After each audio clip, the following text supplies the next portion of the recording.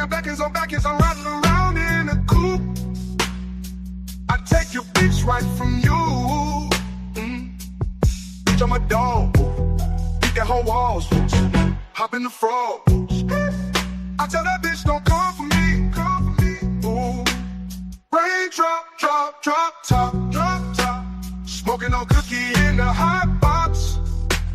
Fucking on your bitch, she a thot thot. Cooking up dope is a crock pot. Ooh, ooh. I swear these niggas is under me. They hating the devil, keep jumping me. And bankrolls on me, keep me company. Hey, we do the most. Pull up and ghost, yeah. My diamonds a choke. Holding the fire with no holster. Rick the ruler, diamonds cooler. We came from nothing to something. I don't trust nobody, grip the trigger. We'll call up the gang and they come and get you. Cry me a reel, we'll give you a tissue. Oh, it's a rolling, not a mule. Tapping on them like the usual. Magic with the break the voodoo. Courtside with a bad bitch. My bitch is bad and bougie. Cooking a dope with a boozy. Ooh. My niggas is savage, ruthless. Ooh. We got 30s and 100 rounds to do. And I send the bitch through Uber. I'm young and rich and plus I'm bougie. I'm not stupid, so I keep the bougie. Rackets on rackets, got backers on backers. So my money making my back ache. You niggas got a low act rate. We from the north, yeah, that way. Fat cookie blood in the ashtray. Two bitches just national smash day. Hop in the lamb, have a drag race. I let them birds take a bath, babe. Ooh. Rain drop, drop, drop top, drop top. Smoking on cookie in the hot box. Fucking on your bitch, she a thot thot.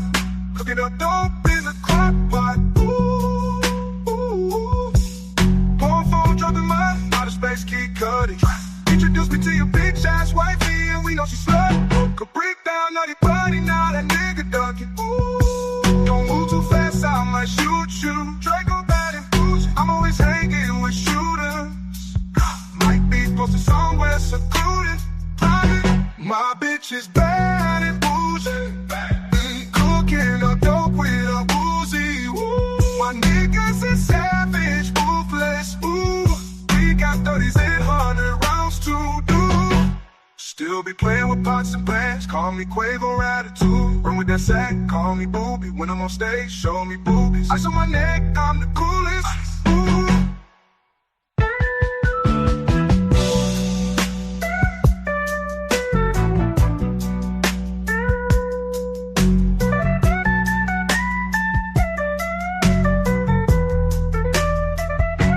Still be playing with pots and pans. Call me Quavo attitude. Run with that sack, call me booby. When I'm on stage, show me boobies. Ice on my neck, I'm the coolest. Ooh, ooh. Yeah, that way.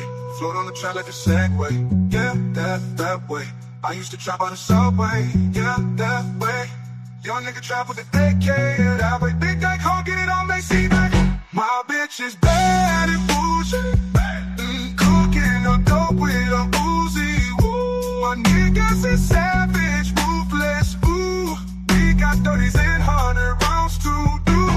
Rain drop, drop, drop, top, drop top. Smoking on cookie in the hot box. Fucking on your bitch, she a thot thot.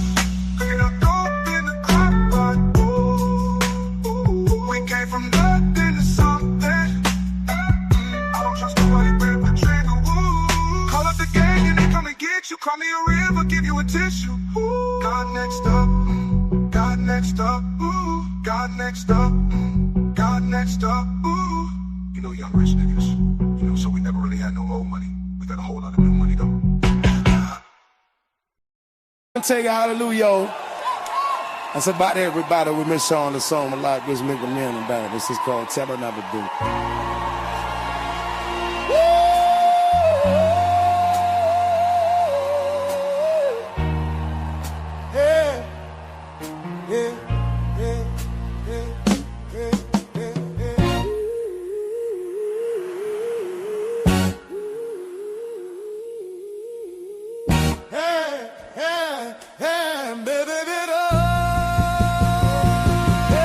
Anytime we gotta hustle 'cause our pockets be hurt.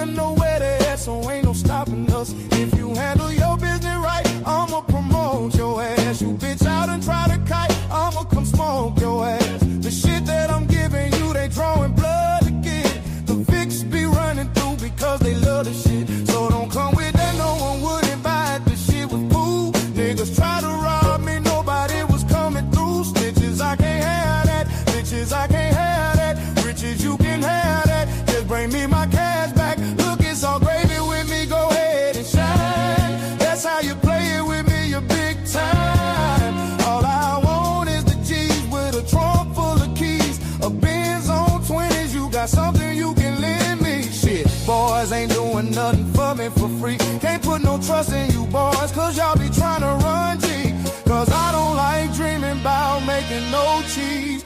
Wanna see my motherfucking bank account OD. Until then, I'ma be thugging behind the project building, smoking that 5 with the ghetto children, plotting on a way that we can make $1 million. Yeah, I'ma be thugging behind the project building, smoking that 5 with the ghetto children, plotting on a way that we can make $1 million.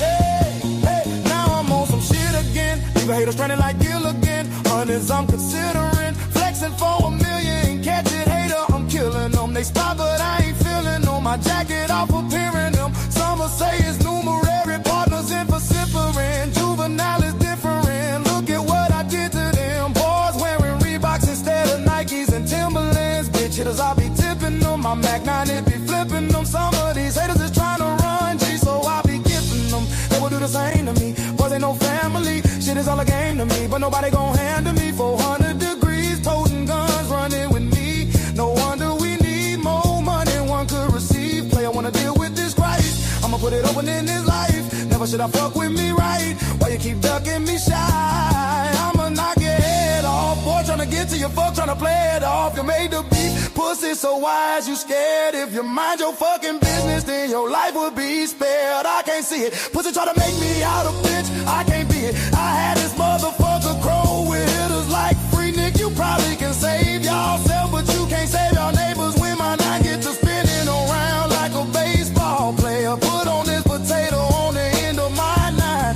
Foolishness I entertain to keep these boys in line. Look, cause I don't like to dream about making no cheese. Cause I don't like to dream about making no cheese.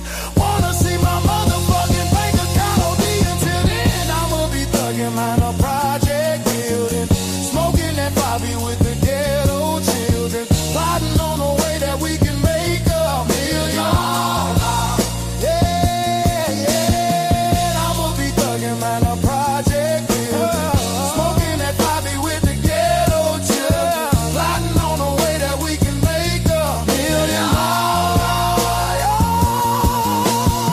Ask some boy about me, bet them bitches know me. Man, know your head buster out there wild TC. I'm a young hitter.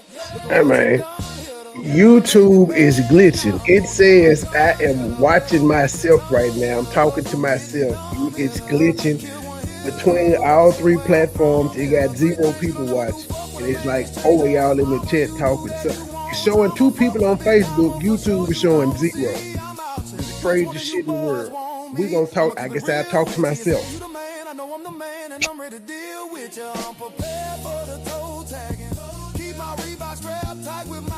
I know something up because my YouTube studio is down. It won't show my subscribers. It's showing it got like a dot where my subscribers are. Some of the videos got views on them. So yeah, they're definitely glitching this morning. What's going on, City Light? No cheese in the future, wanna see my fucking pockets OD. Until then, I'ma be thugging behind the project.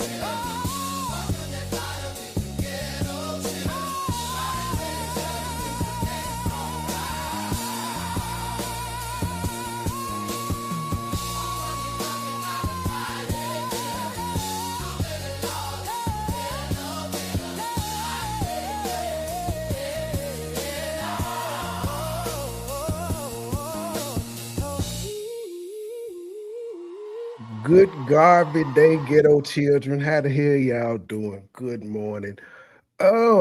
Did y'all see 13 hours ago, Umar uploaded a short on IG that said for the first time in 7 years, FDMG has school desks going inside the building. He showed about 12 desks.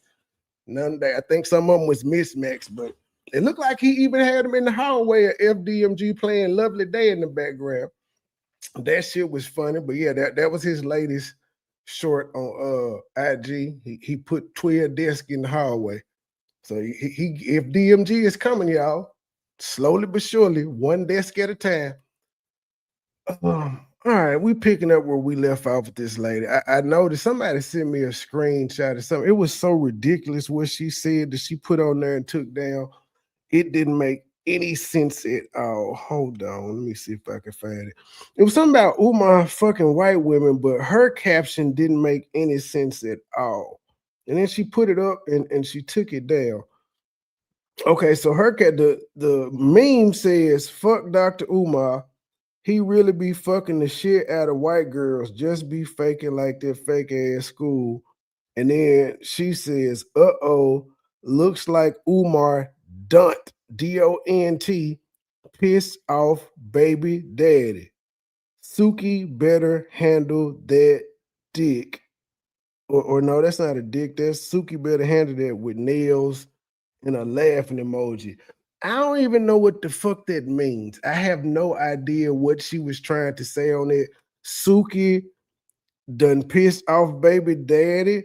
Oh, okay. So even though I guess I don't know what the fuck Umar did, but she's saying that Suki pissed off her baby daddy, even though that's not her baby daddy. But she wants to call somebody else childish. And that's just her whole damn community post, just every day talking about Umar, reminiscing on how he used to fuck the shit out of her. Hello, one person on Pettigoat, no people on MoneyBoy Trade, and one person on Facebook. How y'all doing? Yeah, one desk at a time. Damn, do y'all want me to pull this? Hold on, I will pull it up. Give me a second. Fuck. New tab. I don't think I gotta log into IG. I show y'all the one desk at a time. Well, it's about 12 of them. I just say one desk at a time, but it's about 12 of them. That's crazy. I don't even know how to fucking work IG on this damn computer. How the fuck do I hit search? Oh, y'all can tell I only do this shit on my Hey, well, I saw her name the other day and it disappeared. Now it's back up. Let me follow her since it showed raw B. Okay, Umar. All right. Umar, share screen. Share this tab instead. Where did it go? The fuck did Oh, there you go. There you go. Right here. I'm not gonna listen to it. Heaven on earth. Thank you, my empress. Oh, she repainted the rock. Thank you once again for pulling up to the sacred RBG store to keep it. How is it say? It's a rock, nigga. What makes it sacred? But anyway.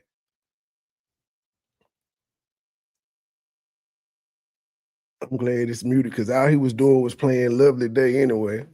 Well, hold up, wait. Did I hate on him? He may have 20 desks in there. They side by side.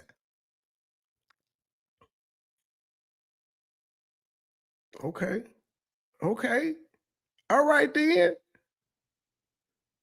Oh yeah, he might got 24 desks. My bad. He may have enough. Let's see. Let's see if we can count. 1, 2, 3, 4, 5, 6, 7, 8, 9, 10, 11, 12,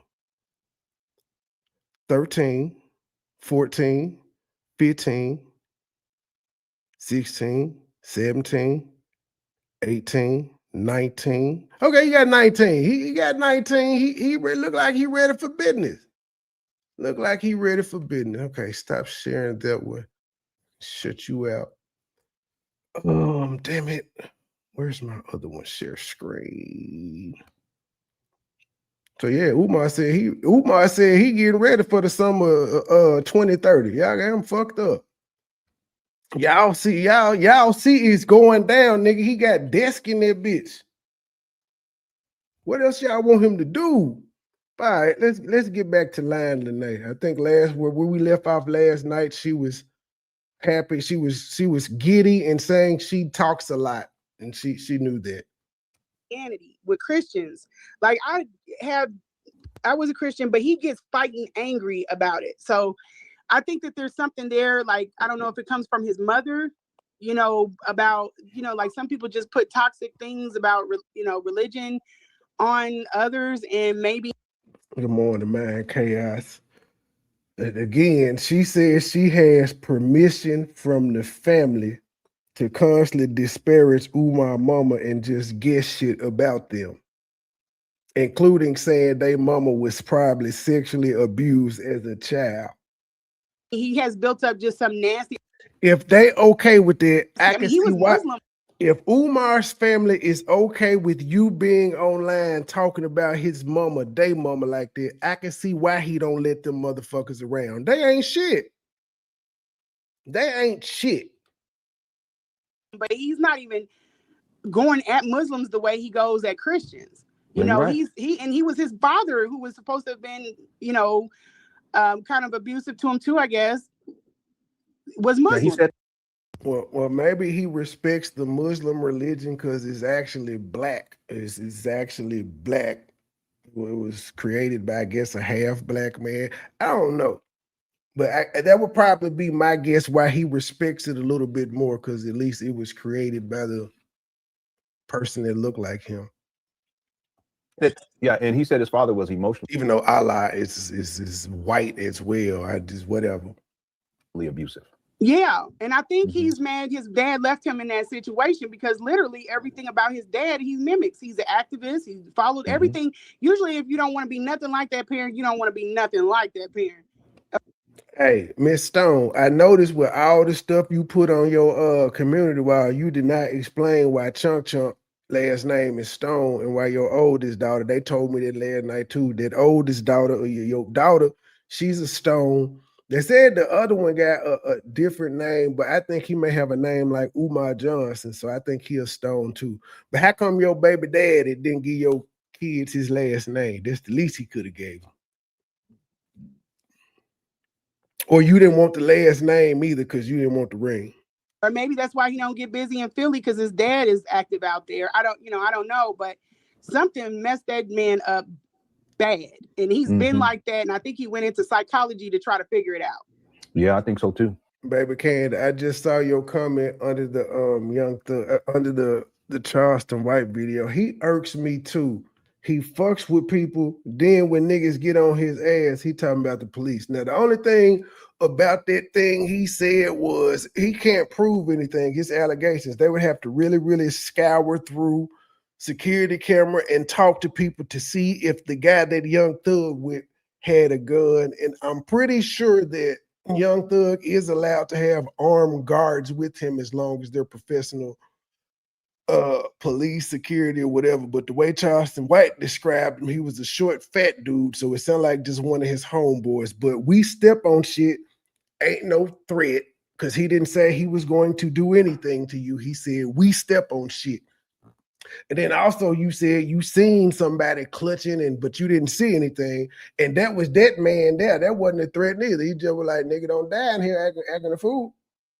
But you can't prove anything. But the fact that the nigga said he was this happened, I think Friday or Saturday. He talking about he gonna wait till Monday morning to call. Like, they not closed, nigga. That the feds is open all day, every day. So the fact that he said he was gonna wait is some bullshit. But Young Thug, if this is true, if you did actually do all that, you have to know better than this shit, seeing as how you own 17 years of paper. Anything you do gonna make you back up all 17 of them goddamn years. Is Charleston White really worth it? Him, a nigga that walk around with mace in his pocket everywhere, is he really worth it, Young Thug? Come on now. You got to be better than that, especially when you on your second chance. Fuck that nigga. I think so. Okay, so December the 23rd was the day that he got into the wreck. Okay. That was the wreck, and that was the same day that he asked you dealing with your mom, with his mom. So wait a minute. He said, "Good, go over there. You going home?" Okay, I'm trying. December 23rd. He got to the hotel. Okay, he got to the hotel about 4:45. Okay, so this would have been December 2024. And then the first time she took care of his mom was January, was sometime in January 2025. Did he fuck her? I don't think he fucked her, because she said he was complaining about his back hurting from the car accident. He couldn't stroke her. He probably planned to. I don't think it happened. And I gave him the room number, and he came on up. So yeah, it was the day before Christmas. So yeah, or their Christmas. Well, Mary Ann, I'm just saying, Mary Ann, you had the Prince of Pan-Africanism in the Red Roof. At least she got the Sheraton. She got the Sheraton. They were staying in style. And I left Christmas. I was She gave him the room number. If he paid for the room, he would have already knew the number. going to leave that day, but he was like, no, we were supposed to go out to dinner, da da da da da. And that's the day that I told you I had to. So you were supposed to leave the day that he came. So y'all wasn't linking up the fuck. Okay, cool. He was kept watching that series on Netflix, and I had to put him on pause. So yeah, so he had a wreck. He was on that show all day. I know. So yeah, so because he thought that show was about him. I remember he said that. I said, this guy, he crazy. he didn't bring that up to me, and he had something happen, I guess, before that, the child support thing, because he talked about that. He was like, and I told him, you know, you wanted 2 wives. He talked to you about child support. He hit you up and was like, good God today, sister. You gonna help me pay this child support? Because that's what I would have been asking you. Like, if I wouldn't have been asking you to give me some money, why in the fuck am I talking to you about it? You got 2 women right there that have your kids, marry her, you know, but he got mad at me. Yeah, but they don't want to have nothing to deal with him, though. No, they don't. And then so can you tell me when? How would she know if his baby mamas want something to do with him or not? How would she know? Fuck Lennon. Forget Lennon. He the expert on it, but she just popped up. She just came in the space, as she would call it. How would she know any of this about Umar? When was it, to the best of your memory, when was it, and what was the context for Umar to ask you to come take care of his mother? What was the conversation? He called me, and he was calling before. He called you, but you said that in the room, you thought he was trying to buddy you up to get you to take care of him. But he called you to ask you to take care of his mama. Okay, cool. Forward, though, he was like calling choppy. And I was like, something's up. Something's, because I know he ain't calling me. We usually, I said something's. Man, KS, you doing the show tonight, right? If you still in here, let me know if you doing the panel tonight. He got something on his brain. And I thought it was, we talked about Mark Lamont, you know, with the Joe Budden. Did I tell you about that? I don't know if you mentioned the Mark Lamont thing on the last live stream. You want to share that? Yeah, I can. I'll tell you this, and then I'll tell you that. So we can make like some. But yeah. So he called me. He was like, "I'm gonna call you right back." He was driving from somewhere to somewhere. I think he was like driving down maybe to DC. And so was that the time? I'm trying to make sure I got my days in order. But because he kept calling, he called me. It was like 1 minute. He was like, "Hey, I'm gonna call you back." And then he called me back, and he was like, "Dang, I gotta call you back." And I didn't think nothing of it because I know how he is. So then we finally got on the phone, and we were talking, and he was like really talking low. And I was like, he must be with his mom. And he ain't never called me around his mom. So I'm listening, and he's like telling me all of this stuff. He told me about what happened with the UNIA. So if he's never, ever talked to you around his mom, how would you assume that he was around his mom just because he was talking low? And then he's supposed to be talking to you about taking care of his mama, but he talking to you about some UNIA shit that happened who knows how many years ago. This ain't shit recent that's happened, like happened last year. He said that he was dating 2 women that were in there. He didn't want to let them go, but they talked too much and they told on. Why would he be telling her all of this? What would be the purpose of disclosing any of this information to the woman who did? Never mind. Each other, and that's what caused the problem. So he was dating 2 women in there, and then I did not know that. Yeah, he was dating 2 women. I did not know that. So how? So she just making up shit. Lennon said he don't know that, so she just got the green light to keep making up some shit. When the fuck was Umar the head of or in the UN? I don't even know what they saying. It sounds like they saying UNIA. When the fuck was he part of it? in the UNIA, and they kicked up some crap. And then he moved on. He was like going through this series. I was like, what is going on with him? He was like going through a series of stuff. And then we started talking about E5, and we were talking about why I don't want to get married. And he was like, you know, women think that kids are going to be there to take care of them when they get older. And I was like, I don't know. I still have my opinions. And then we moved. They went from talking about him fucking hoes at E5, fucking hoes, to E5, to the UNIA, to marriage. Man, this is some bullshit. He was in the UNIA. So wait a minute. This nigga is talking to her in 2024, in December 2024, about some shit that happened 19 years before he knew this bitch. Why? That motherfucker probably don't even exist no more. So he was sitting there talking to her about some 19-year-old. UKKCU is bullshit. 2005, he was stealing money, and before they kicked him out, he resigned. Okay, but why would he be talking to her about this though? He need her to take care of his mama. He like, well, you know, back in 2005, I was fucking these two bitches in the UNIA, and I didn't want to let them go, and them hoes talk too much, and man, they caused all types of problems.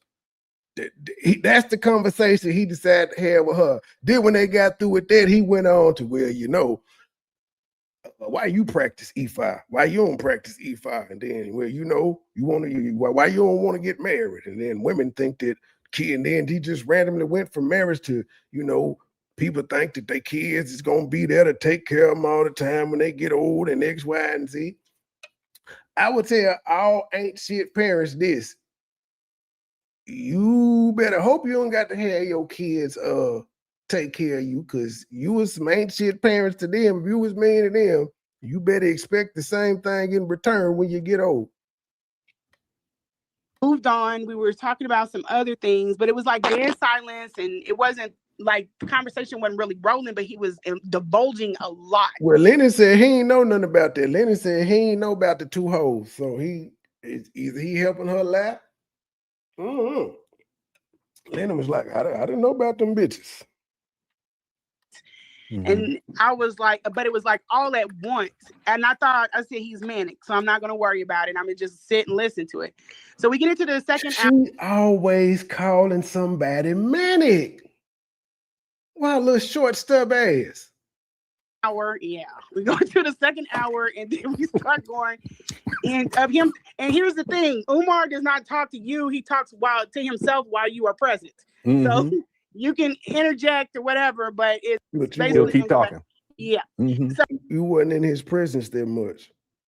So he started saying what was going on with his mother and his brothers, or he had his mother in his care, and he didn't want them coming over there to the house. I didn't ask no questions, because when you ask questions, even though so are y'all telling me he knew, Lennon, you knew about the two hoes, Lennon? They said you didn't say the names, Lennon. I still ain't got no beef with you because you left the video up from Lennon. They is saying in the chat, you knew, family. That's one comment that said you knew. You said their names, and then the other one said you knew. Honor knew. He knew, family. When is he gonna take some accountability? He knew when he said, I didn't know about them hoes. Hell no. What? Telling you things, he makes you feel like you're being nosy. So you got to let him kind of come out with the shit on his own. So he's talking to me, telling me how his brothers and sisters are trying to basically take his mom and have control over his mom. He didn't want him over at the house. He doesn't have any help. He's going off into trying to think of everything. Then he starts talking about the lady. When he was over in Africa, he says that the lady, when it comes to him and starts talking to him about his mother's behavior, and that.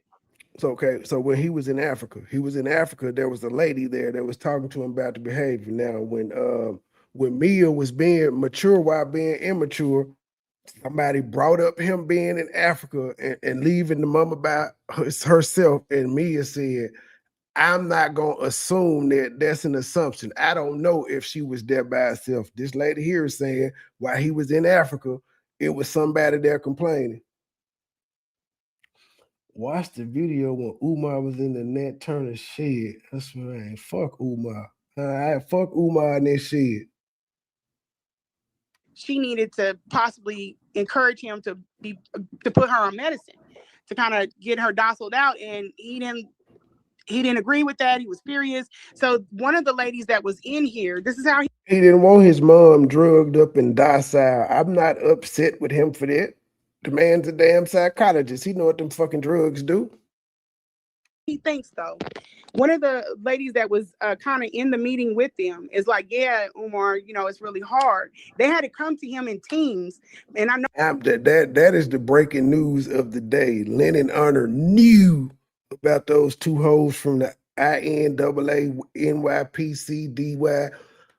Speaking of which, bruh, did any of y'all, the men in here, because I don't know if the women care, did any of y'all catch the UConn Duke game? Son of a bitch, that jump was exciting. When I seen the trap going, I said, these niggas is finna turn the ball over.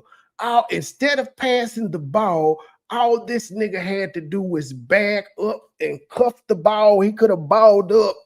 The first nigga that passed him the ball, he could have just ran the time off. They would have had to foul them because they were down 2. Man, it was an incredible game. And that man hit that motherfucker from half court. He probably has never hit a shot like that in his life. But that's March Madness, though. That is March Madness. She said, speaking about all the ladies, yeah, we don't care. Good morning, Wendy. That shit was exciting. My boy Tennessee got our ass whooped. I was hoping we was going to the Final Four. We lost by damn near 40. Man, that was a great fucking game. Know why, especially about his mother. So they came to him in a team, and he was like, basically, F both of y'all, I'm gonna do this my way. And he said, I want, if I could just find somebody to take care of my mother, on tobacco, I would marry them. Same thing he did with the school floors. I know Umar's games. So I said, well, I sent you a text too where he's talking about the school floors. I said, you could probably save yourself a bad marriage and a lot of time if you just use this and, but in this, I was like, well, let's pause the, us kicking it, hooking up. And he was like, and I can help you with your mother. And he was like, will you? And I was like, yeah. So you offered, so after Umar just gave you a sob story, you offered to help him with his mother. He never actually officially asked you. You was just a dude girl, and you said, yeah. He was like, for real? I didn't think this dumb bitch was gonna say, yeah, okay. How much I gotta pay you, good sister? Let's keep in mind, she got paid. She didn't do it for free. She got paid. A bad marriage and a lot of time if you just use this and but in this I was like, well, let's pause the us kicking it, hooking up. And he was, but they hadn't been kicking it and none of that, and she's a goddamn lie. She did not. Was like, and I can help you with your mother. And he was like, will you? And I was like, yeah, I will help you with your mother, absolutely. Because he was explaining to me everything that was going on. And I said, I'll help you out with your mother. He said, and I'll pay you and I'll do all this other stuff. I said, okay, no problem. Who is this motherfucking nice? Who is this nice? She real nice to a complete stranger. Oh yeah, I'll take care of your mama. Justice for Chunk Stone. Justice for her. Because she left Chunk to go take care of this nigga mama. I guess she thinks it sounds better if she says she took sex off the table. Now that actually makes it worse because you said you was just using him for the sex and you didn't walk away. When you took the sex off the table, you didn't walk away. You decided you was going to be a mommy sitter. And you had a great federal job at the time when you was mommy sitting. I felt like it was going to be good for him because it was stressing him out and he had already been acting weird on lives and calling me choppy. I felt like take this off of his plate, he's going to get right back on his game. You know what I mean? And I said, yeah, anything, absolutely. I said, I'll do it, and then that'll be my No, my chaos. She contribution said she's to never the wanted school to be getting up. married. She said Because I she has never hadn't sent wanted to Umar be any money. married. She wanted to have kids by the same nigga, but she never wanted to be married. No, that's not the plan at all. I ain't judging. Every marriage ain't for everybody. I ain't judging.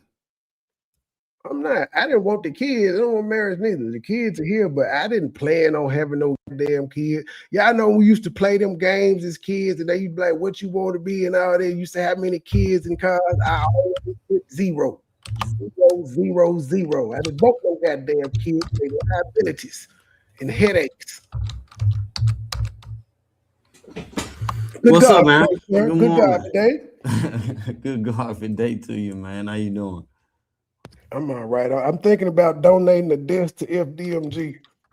That's not the first time he did that. I've been searching for the meme so I can show when he got a truckload of discs a few years ago. So it's just Damn, so another he play. lied about that too. Well, he did say this the first time this going in FDMG. Yeah, that's the first time that he's showing, discs inside, but it's a meme where a brother donated like a truck full of discs. So it's just another play. So you think them the same desk? He just broke them out of storage. He probably did, because it wasn't number 19 of them motherfuckers. If That's memory that's serves me one well, damn classroom. He got 10 motor field. he said that the dude donated around 20. It was something like it, but it was a few years back. So it could be in them same desk though. I can't find the meme. That's what I'm looking for. But I jumped up here. Let me share this or put this in the chat. I So sent you you the can share your link. screen if you need to. Hey, hold on. All right. Yeah. Damn. So what I'm pulling up is this is a interview I did with this brother named Arthur Ralston. Arthur Ralston is a part of the UNIA Division 121 in Philadelphia, PA, and that's the division Umar Johnson belonged to. This right here is the manifesto or the resignation letter Umar Johnson gave to the UNIA before they let him go for stealing money. I think he was the priest of or minister of education within the UNIA, the United Negro something that Marcus Garvey started.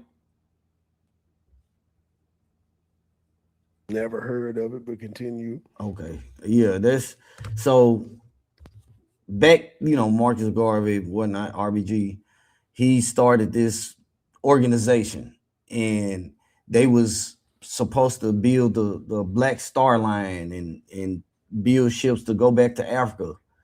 And so Umar Johnson was a part of that back in 2004, 2005, somewhere around there. But I'm not playing the video. It's just me reading this part of his resignation letter. But I got the full interview on my channel. But yeah, he was a part of an organization. Now, what you were saying with Lanea, I don't see why he would bring any of that up. Like I don't know why he would do that. Just randomly.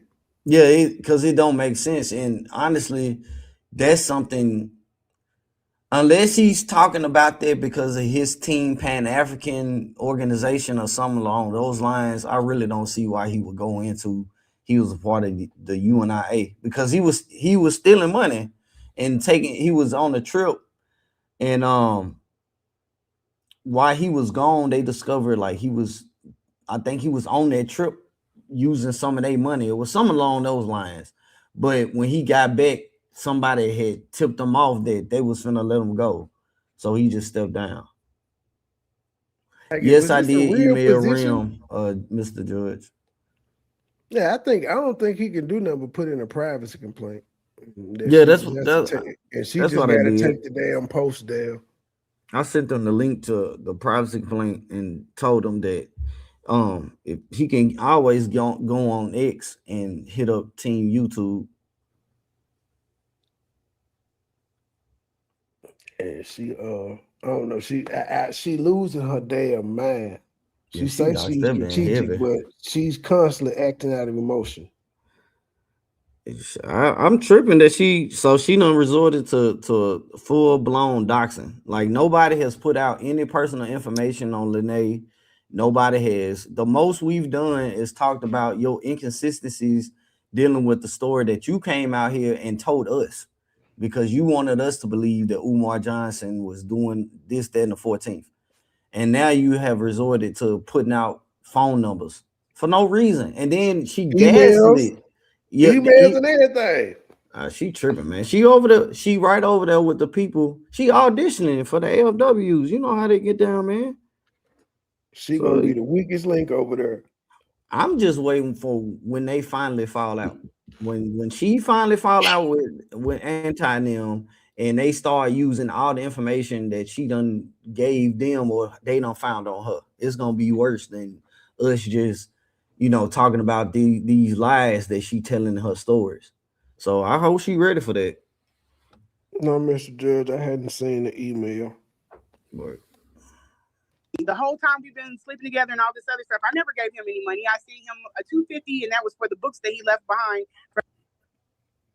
But you pay for your own rooms and shit though. Time is more precious than money, man. You gave him your time, your throat, and your pussy. man, I gotta go get my breakfast, bro.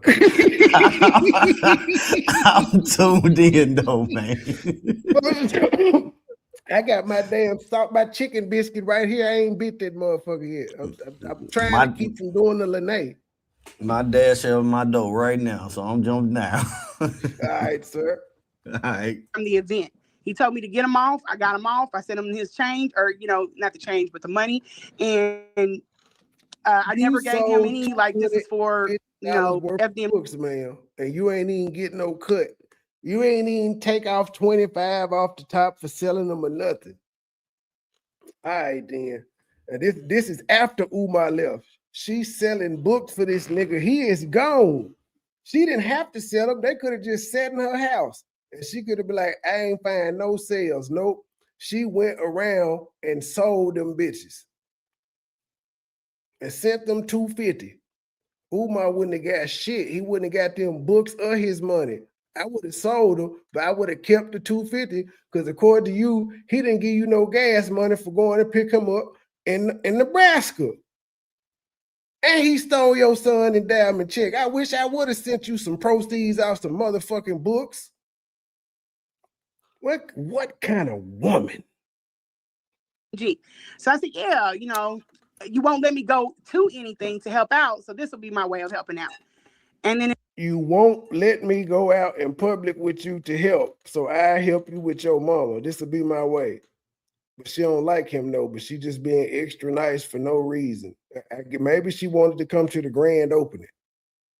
It was cool. It was immediate. I thought we were gonna start having conversations about her care, but he was like, "I'm gonna book you." I saw that when you said you okay. Well, I got a process because I don't work for a normal employer.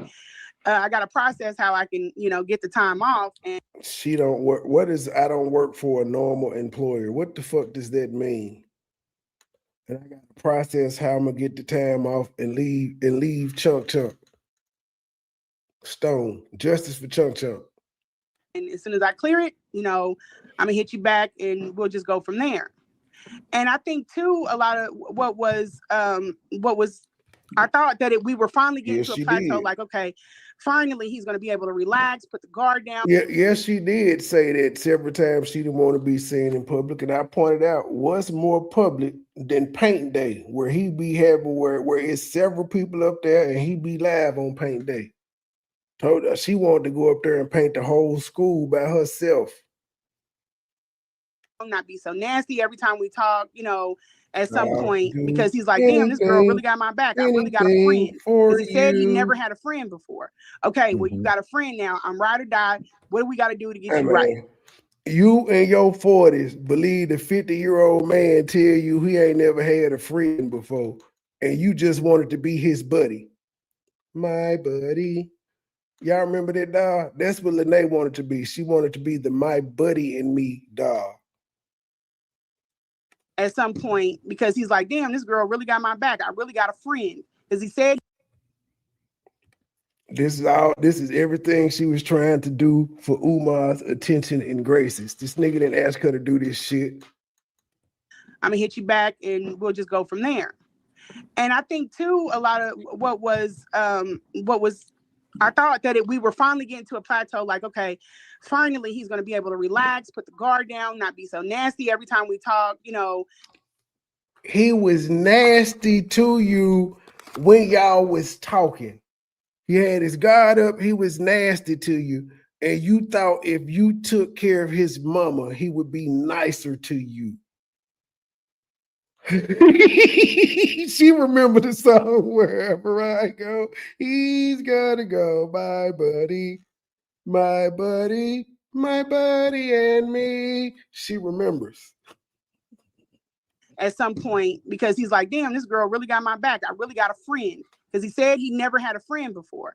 Okay, well, you got a friend. And you believed him. You why did you want to be this nigga friend? Now I'm ride or die. What do we got to do to get you right? And now I'm ride or die until you leave me alone, and then I'm on the internet telling everybody. Part of being a ride or die is still having a nigga back when y'all through, but you just have it silently. You ain't fucking with him. But you don't have to come out here and just air the brother out. That's not ride or die at all. You was momentary.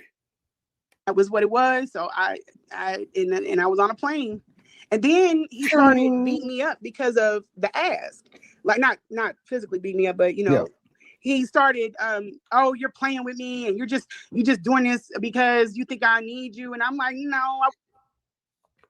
He did say that. He said, you think I need you, bitch? He did say that. He said the shit you was doing is because you think he needs you. We saw those text messages. He in fact did say that. And you wanted to be his friend. He didn't need you, but you needed to be his friend. When I don't do stuff like that to people. That's what you're used to dealing with. But no, I'm not. If I can't do it, I just can't do it. If I can't get the time off, I spent the time I was supposed to go over to Africa to look at something for myself. I spent it on. She was supposed to go to Africa and look at something for herself, yet she has not been to Africa. Since then, she talking about while she was dealing with him, even though she wasn't really doing anything for this nigga besides texting him. She was so busy texting him that she couldn't get to Africa because she was dealing with him. Now that she hasn't been dealing with him, she still ain't went to Africa because she's so busy posting on all her social media about him. That's crazy work. Taking care of his mother. That time I accumulated, I was supposed to go on my own trip. But I took it, I took this on. But he made me feel like I only offered to get something from him.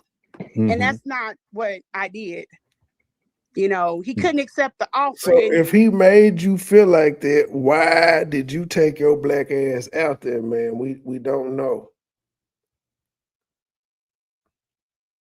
I think he was a little mad. It was me that was in that position. I think he wanted, I don't know, somebody else in that position. And then he thought after things went sideways that I wanted to cash in on what he offered up. But I never wanted Umar as a husband. What did he offer up? He was like, he thinks people are going to hold him to. Okay, so he feels like he's an eligible bachelor. So he's going to dangle that carrot in front of some women's face and some women will bite. The problem with me was even before Umar and all of anybody that knows me knows I'm not somebody that's really too interested in marriage. So he had to find a different way of coming at me. But he didn't come at you, ma'am. You came at him. He told you a sob story and you offered to take care of his mama. And that's why he was. If Umar wanted to be married, ma'am, he would have been married already. Like, just be real. If that's what that nigga wanted to do, it would have been done. And it wouldn't have been you, a woman with 3 motherfucking kids at 40. Trying to get me on that call. He was trying to get me to talk me into want to be married. And he told me, this is another thing he told me. He was like, I had a. Hey, man.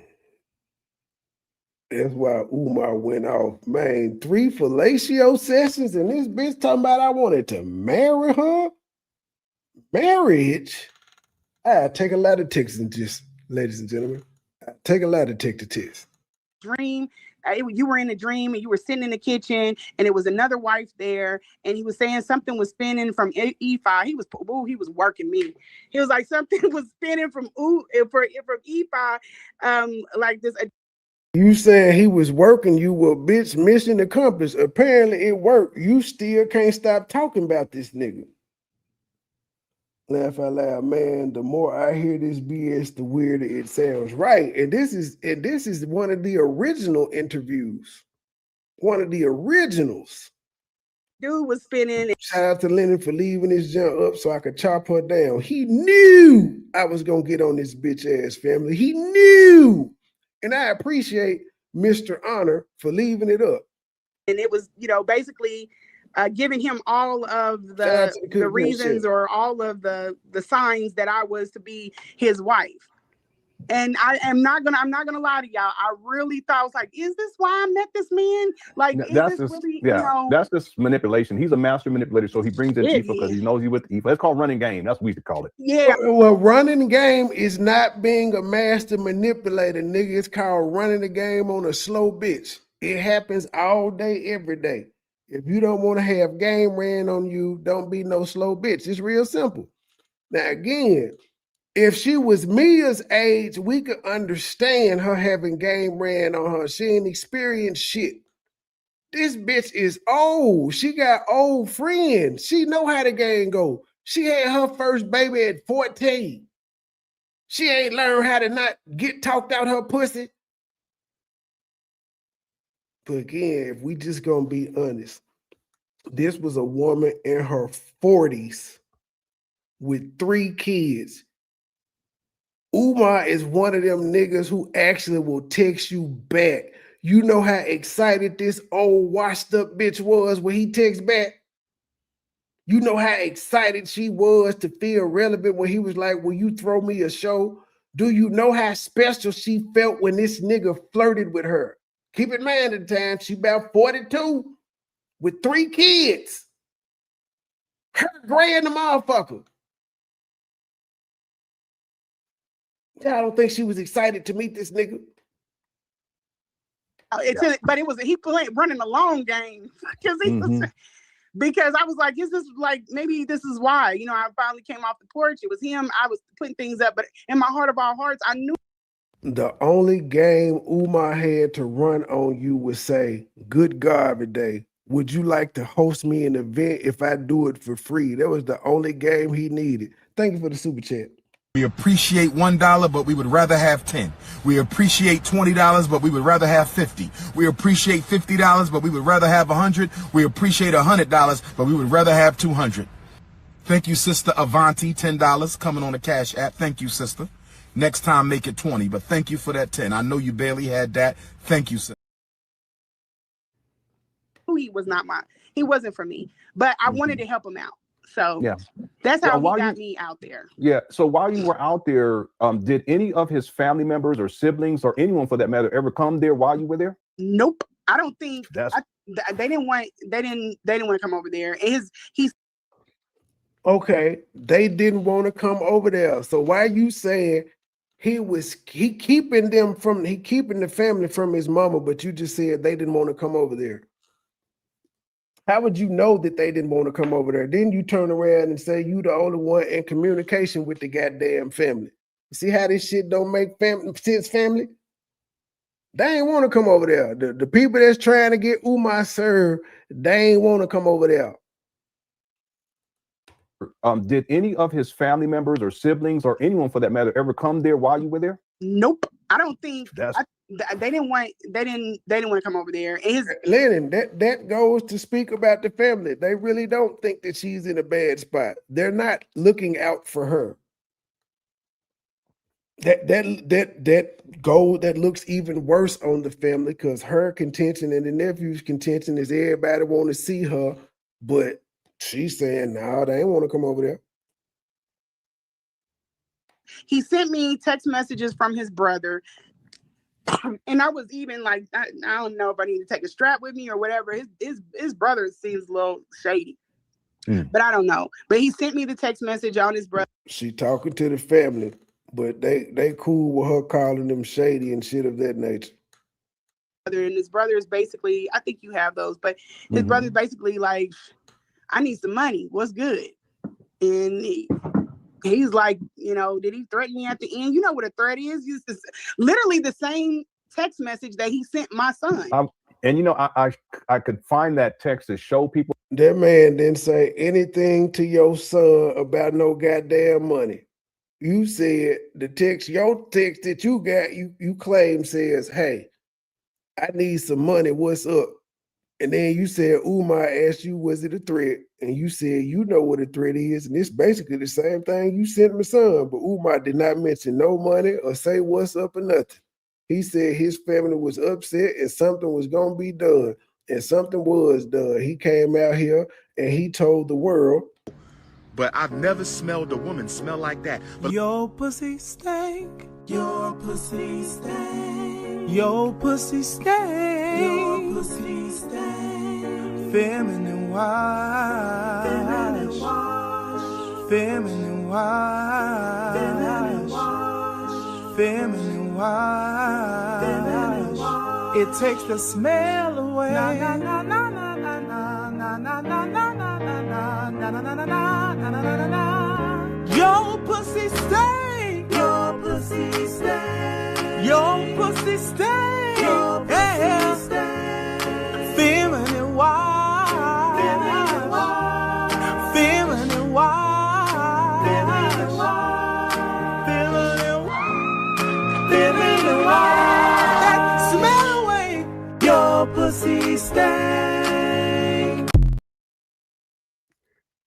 That's all he did. He came out here and told the world. He told the world chunk and them mama pussy stink.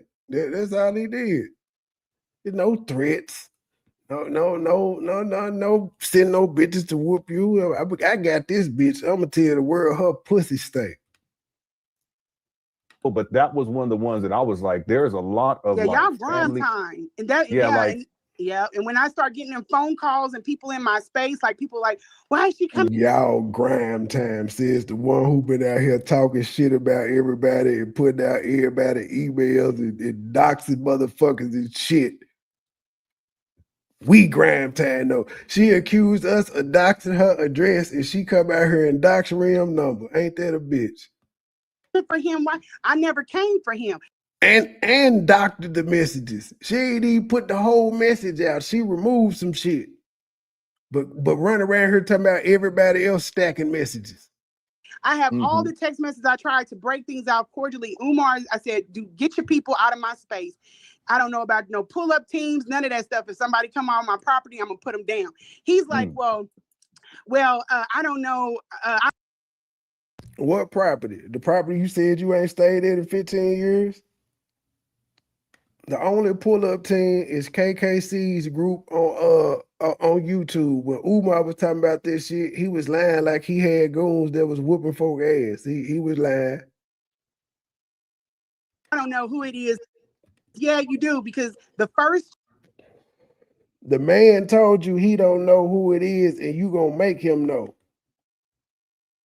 Chick knew him, and then later on, he lies so much he doesn't remember what he lies about. So the first chick in S, if he's listening with his punk, that girl, he said he messed with her. So you expected him to be listening to Lennon, so you did all this so Umar could hear you. She pulled a mirror in. Right. She told me to pull up. I'm like, for what, lady? You the one started with the insults. How you gonna insult me and then when I jab you back quick as a motherfucker? Pull up then. What? What? Wait, what? No. Even when I entertained the thought of the pull-up, I said, well, I got two girlfriends, so you can fight one of them. I can fight your baby daddy or your boyfriend. And then I got a son. I got a 14-year-old son that can fight Chunk, or I got the 18-year-old that can fight Chunk, and I got a 22-year-old that can fight your oldest son. Actually, you know what? Right. One of the girlfriends can fight your 30-year-old's daughter because they're in the same age range. I got one in the age range for you. So we could just have like a family affair. We have a family affair. We have a showdown. But she offered it though. 2017. So why does this girl show up in my space after the event? You better get her. Because if I get her, it's gonna be ugly. And then more So after the event, some girl now keep in mind, this ain't after. Remember, she said that Umar was sending people in her space after they broke up. She's talking about after the show, somebody came in her space. I don't know how they would know her social media or anything to come in her space, but fine. After Umar spoke in 2023, women started, or a woman came in her space and she said, you better get her. And you still fucked him. You still went and took care of his mama. people. I just got the phone. That's why I went into this, telling you about how the phone, I got the 267 number. I got that. There, I understand, oh, my bad, wrong number. Somebody else used to have this number. But I'm getting 10 and 15 calls from 215s and 267s. You put that number out there. And then the girl that was from an event, he got into it with a girl from the event. Like, she just talking. Like, none of this shit has a point. It ain't relevant to shit. We don't know when it is. And she just telling stories. And he got her, he had the woman in my space, and I was like, yes, you do, because I just got this number and after the show, but then I still went and fucked him. It was bitches calling my phone, but I still went and fucked him because I wanted to let her know you calling my phone, but I'm sucking his dick right now. And she called me, she left a message on my phone, and the message was basically like she needs some help. She was we never heard their voicemail. Still to this day, the voicemail has not been presented. Trying to act like she was a DV, like somebody that's in DV. What's DV? Like domestic violence situation. See, because she's the one that all the hoes that's going through domestic violence, they hit her up. I don't know how they know that she does this because she has a federal job, but in her city, they know if you having domestic violence problems and you trying to run away, call Lanea and she'll come get you. And then when she come get you, you call her to leave the situation. She comes in and she sees the situation isn't advantageous for your kid, so she give you a chance to fix it before she hotline you. Situation. Okay. Mm-hmm. And so this is all starting to make sense. Oh, V. Now. I'm sorry, DV. You said, yeah, sorry. And this bitch just said this is all starting to make sense now. It didn't make sense before you got to talking on Lennon show. Be domestic violence. So she's a survivor. She's in a bad situation. Help me. So he knew that that's the time that I was on because there was lives that he did when girls were in bad situations and he would send me their number. Mm-hmm. So I have those text messages. I reach out to the girls and they're just talking. She never put those messages out though. I'm doing a Lanea. I had to eat my biscuit. She ain't. That motherfucker been sitting here for an hour and 4 minutes. So Umar will be on live and women in bad situations would get on the live and then he would send them to you to do what? If that wasn't in Missouri, how the fuck you were supposed to help? Or Kansas or wherever the fuck you at, how were you supposed to help them? In any kind of way because they want to talk to him. I said, oh no, she don't need no help. She want to talk to you. So if they wanted to talk to Umar, if Umar got their information from his live, why wouldn't they just talk to Umar via the live? Why would they need your number? Why would you be the middleman? And then I would say, she don't need no help. She just want to talk to you, Umar. And I throw him back at him. But when I got this call, I didn't save an event in my phone. I was supposed to go to the very first time I went to Philly. I was supposed to go to an event, but him and the girl got into it. And he was like, I'm not even going to do the event. And I said, okay, so I never mind. I paid $40 for the tickets, but so we ain't going. He was like, no, I'm not going. Wait, you paid $40 for a ticket. You didn't spend no money on him, but you paid $40 for a ticket, and he didn't go. I thought you didn't want to be seen in public with Umar Johnson. I'm gonna skip it back. She didn't want to be seen in public with Umar, but one time she came to Philly, it was to see a show, and Umar was like, I ain't gonna even do the show, fam. In my phone, I was supposed to go to the very first time I went to Philly. I was supposed to go to an event. The very first time she went, so this was during the four weekend thing. But him and the girl got into it, and he was like, I'm not even gonna do the event. And I said, okay, so I never mind. I paid $40 for the tickets, but so we ain't going. He was like, no, I'm not going. I'm just going. We go. But she didn't want to be seen in public with him. How you was gonna go to an event with him, but didn't want to be seen in public with him? And you said your first time going to Philly, your first time, but you told us on your first time you didn't want to be seen out with him. Go back to the hotel. Okay, cool. So, damn. We're gonna do the event. And I said, okay, so I never mind. I paid $40 for the tickets, but so we ain't going. He was like, no, I'm not going. I'm just going. We're gonna go back to Did he give you your $40 back? the hotel. Okay, cool. So all of a sudden, this girl, the same girl, she comes calling me and leaving me a message on my phone because he forgot I've already met her. Mm-hmm. Why would she call you though? She didn't know Umar was with you. So why would she call you? And she ain't proved none of this. So now she's on my phone and she's like, oh, I need help. I need somebody to talk to. Da, da, da, da, da, da. I saved the message and everything. And I said, I called her back, or I called him immediately. I didn't even call her back. I called him immediately. I said, somebody's, I saved the mentions and everything, but y'all aren't going to be able to see it or hear it. Calling, and I think these are people that you knew. And or no. And he was like, who is it? And I said, it's the girl that you got into it with at the event. And I couldn't at that time download the voicemail to send it to him. Well, he didn't get into it with nobody at the event because he didn't go. But I called her back. And I didn't tell her who I was or anything. I didn't even tell her I was out of state. She left you a voicemail? That's what you're saying she left? Why would she call you in the first place? How would she get your number? Umar has no problem giving his phone number out. And she didn't know who you was, so how would she get your number to call you for help? You a voicemail? Yeah, she left me a voicemail. I couldn't get in touch with Umar because he always thinks I'm calling him to cupcake. But I told him if I call you, it's on business. If he always think you calling to cupcake, ma'am, that must be your motherfucking history. You just want to hold a goddamn phone and talk and shit. Do you still have that? Huh? I'm sorry. Do you still have that voicemail? I think I do. I still think I can get it off. I will send it. She never sent the voicemail, nor she ever played it. Okay. I will send it. Anything. Okay. All right. I got a ton of stuff. So it wasn't like, and I told Umar, I said, there are people. She doesn't have a ton of stuff.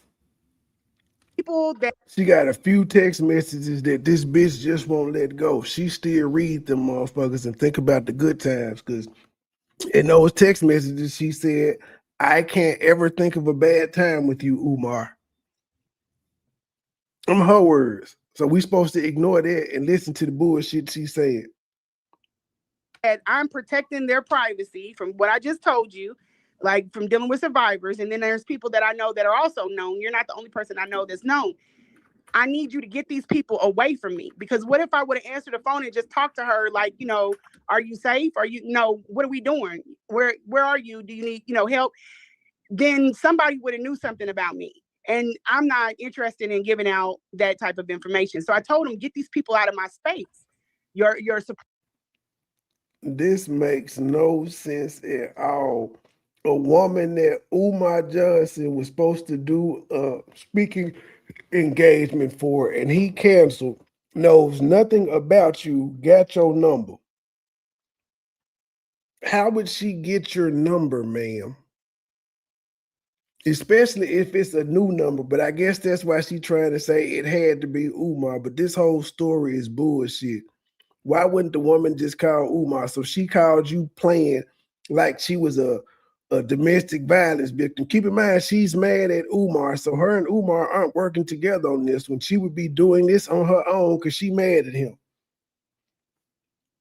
Porters, your fans, whatever they are, get them up out of my space. If you don't want to deal, then don't. He would have just canceled a show on her. Deal. Go away. But they kept coming. And then he sends me a text message back, real just evil, talking about my spies are what did he say? He said my spies. I saw that. We didn't see it, Lennon. We didn't see anything about his spies. We saw him deny he knew what the fuck she was talking about. Yeah, they're everywhere. Something they're very efficient. I saw that. Yeah, he didn't want me. I think he thought I was. We didn't see it though. You saw it. How come you didn't present it? What's the purpose of you getting these text messages just sitting on them and nobody knows about them except for you and her? Sleeping, it's so much. This is a rabbit hole. Yeah, he it either is. didn't want me sleeping with anybody in the city that I'm in, or he did not want me. And you listen. You didn't like Umar, but you obeyed all his rules. And one of his rules was you can't be fucking nobody in Kansas City. And you said, okay, as if this nigga would have known. How would he have known who you were fucking and he travels the country all the goddamn time? And based on those damn text messages, well, she did show a message where he was just talking freaky, was like, you better not be giving my pussy away. That's shit talking stuff. We know that ain't goddamn pussy. He didn't want me. I think he thought I was sleeping. It's so much. This is a rabbit hole. Yeah, he it either is. didn't want me sleeping with anybody in the city that I'm in, or he did not want me. He wanted to know who I knew that was known because he's very big on name dropping. And that's one thing that would frustrate. Like this, that's what I'm saying. This bitch felt special because it was Umar Johnson. Like a nigga, we know goddamn well our bitch cheating and still be like, is this pussy mad? We know the bitch cheating. This is what the fuck we do. Him about me. He was like, who is it? Who is it? And I was like, I don't tell people's business and I don't name drop. Well, you doing it now. And keep in mind, he asking her this question, but this is supposed to be while they're dating and talking. He asking her who she talked to, but she told y'all she didn't jump off the porch for 4 years until she met Umar. But now all of a sudden he asking her who she fucking in the city. But she told him she been celibate for 4 years. So why would he expect you to be fucking anybody when you hadn't fucked nobody for 4 years into him? Now all of a sudden there's this new nigga and he want to know who you talk to and he's this big name nigga and you don't kiss and tell and you ain't. Umar was supposed to be the only nigga you was talking to, and then when you broke it off of Umar, then you got this new nigga. I don't see him caring about who you talking to after he ghosted you and you left. Later, you broke up with the man and he didn't say shit. And then next thing you know, you was talking about fucking him. And he smiled. I said you doing it now though. Yeah, I was dropping them off. I'm dropping them off. But here's that text. Let me read it to everyone. I don't tell. And Lennon was right. You doing it now though with your miss saying, right, I'm dropping it off. Well, you can't say you don't do something if you're doing it now. Okay. I can't see the top. It says, I know a lot of people are going to regret choosing a different team, but I'm dope AF. And that was from you. And then he says, my spies are excellent. I don't know if she went to Miami, but she does have some photos of her in black saying it's a gala. Now, if it was in Miami, I don't know. But she did say it wasn't. I don't think she was in the picture with anybody. I can't recall. I just know she had on a black dress. He said, thank you for admitting to it. Respect that. If they are so good, then I'm sure they have let you know I was one to something. I can't see the end part right there. Yeah. Okay. I was probably talking some cash. And I was trying to find the receipt, and you did send it to me from his brother. And when you sent it to me, I didn't quite understand what it was about, but you explained it. It almost sounds like his brother was trying to get money out of Umar. Yeah, I think his brother be punking him on. Like I think the money has a lot to do with their family. He got a lot. Okay, well, if his brother is punking him out, then it's no wonder he didn't pull the pistol out on him. It's no wonder he keep a pistol at the house. Even though we heard the nephew say he whooped two of his brother's ass. Brothers and sisters, and you cashing in, you getting money. Yeah, we need some help. And I couldn't even judge it. You know what I'm saying? I wouldn't even judge. You got, well, what the fuck? Just because you, ma'am, I am not entitled to any of my brother's money. I'm just not. I don't give a fuck if he got $17 million. I ain't entitled to shit. He don't have to give me a motherfucking thing. He don't have to put me on. Especially if you don't ask. But you saying they asking, but nah, he don't have to give them shit.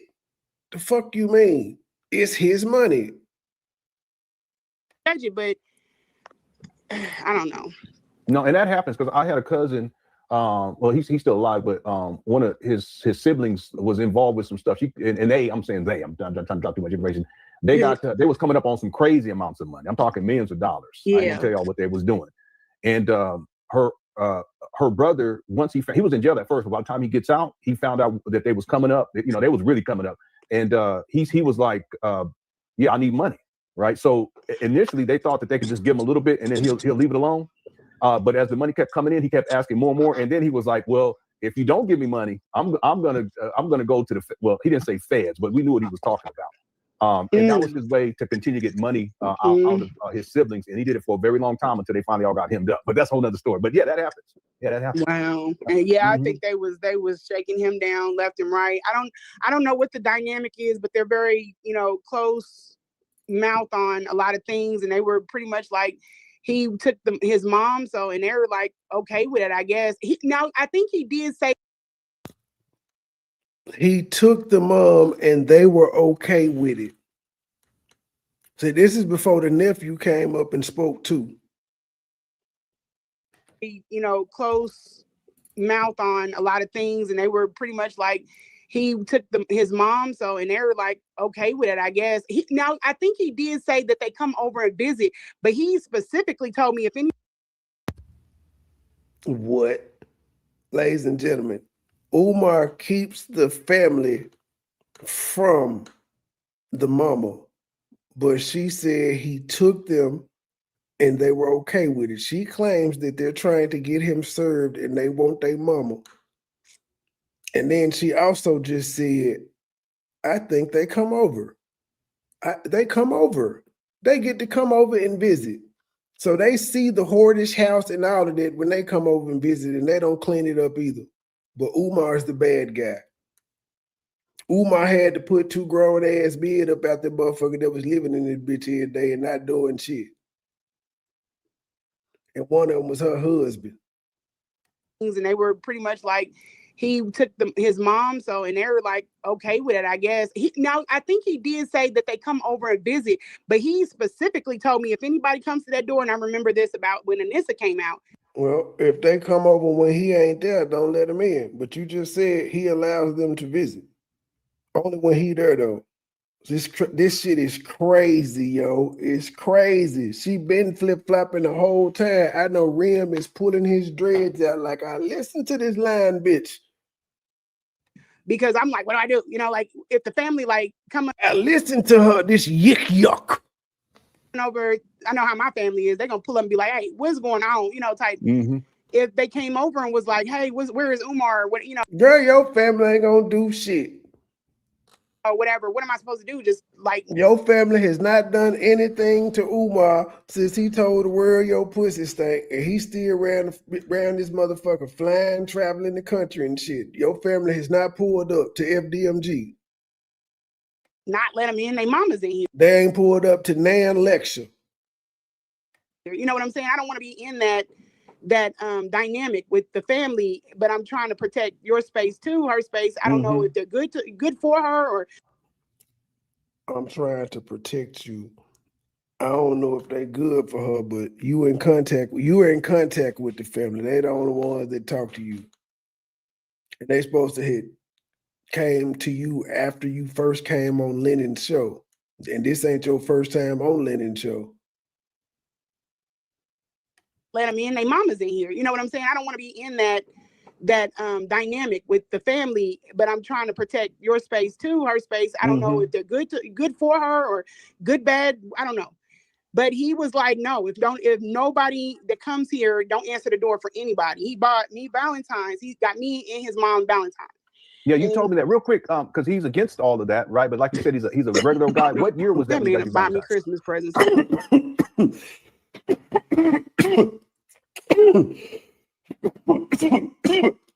I'm gonna end up looking into the cash app. It's starting to bother me now. I'm starting to be nosy.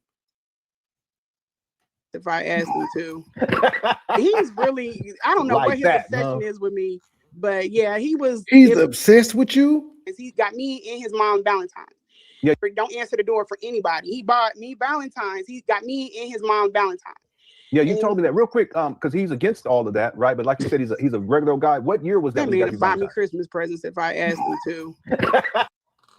He would buy me Christmas presents if you didn't ask him to buy you anything, though. And his mom may expect Valentine's Day gifts. So here it is. He don't care about his mom. He's abusing his mom, but he bought his mama something for Valentine's Day. Ladies and gentlemen, I mean, I told y'all, if we go on this, man, I'm going to have Umar Johnston looking like a saint. Just in this particular situation, dealing with her. Fuck all the other stuff that's going on. Just dealing with Lanea and the accusations she's brought against this man.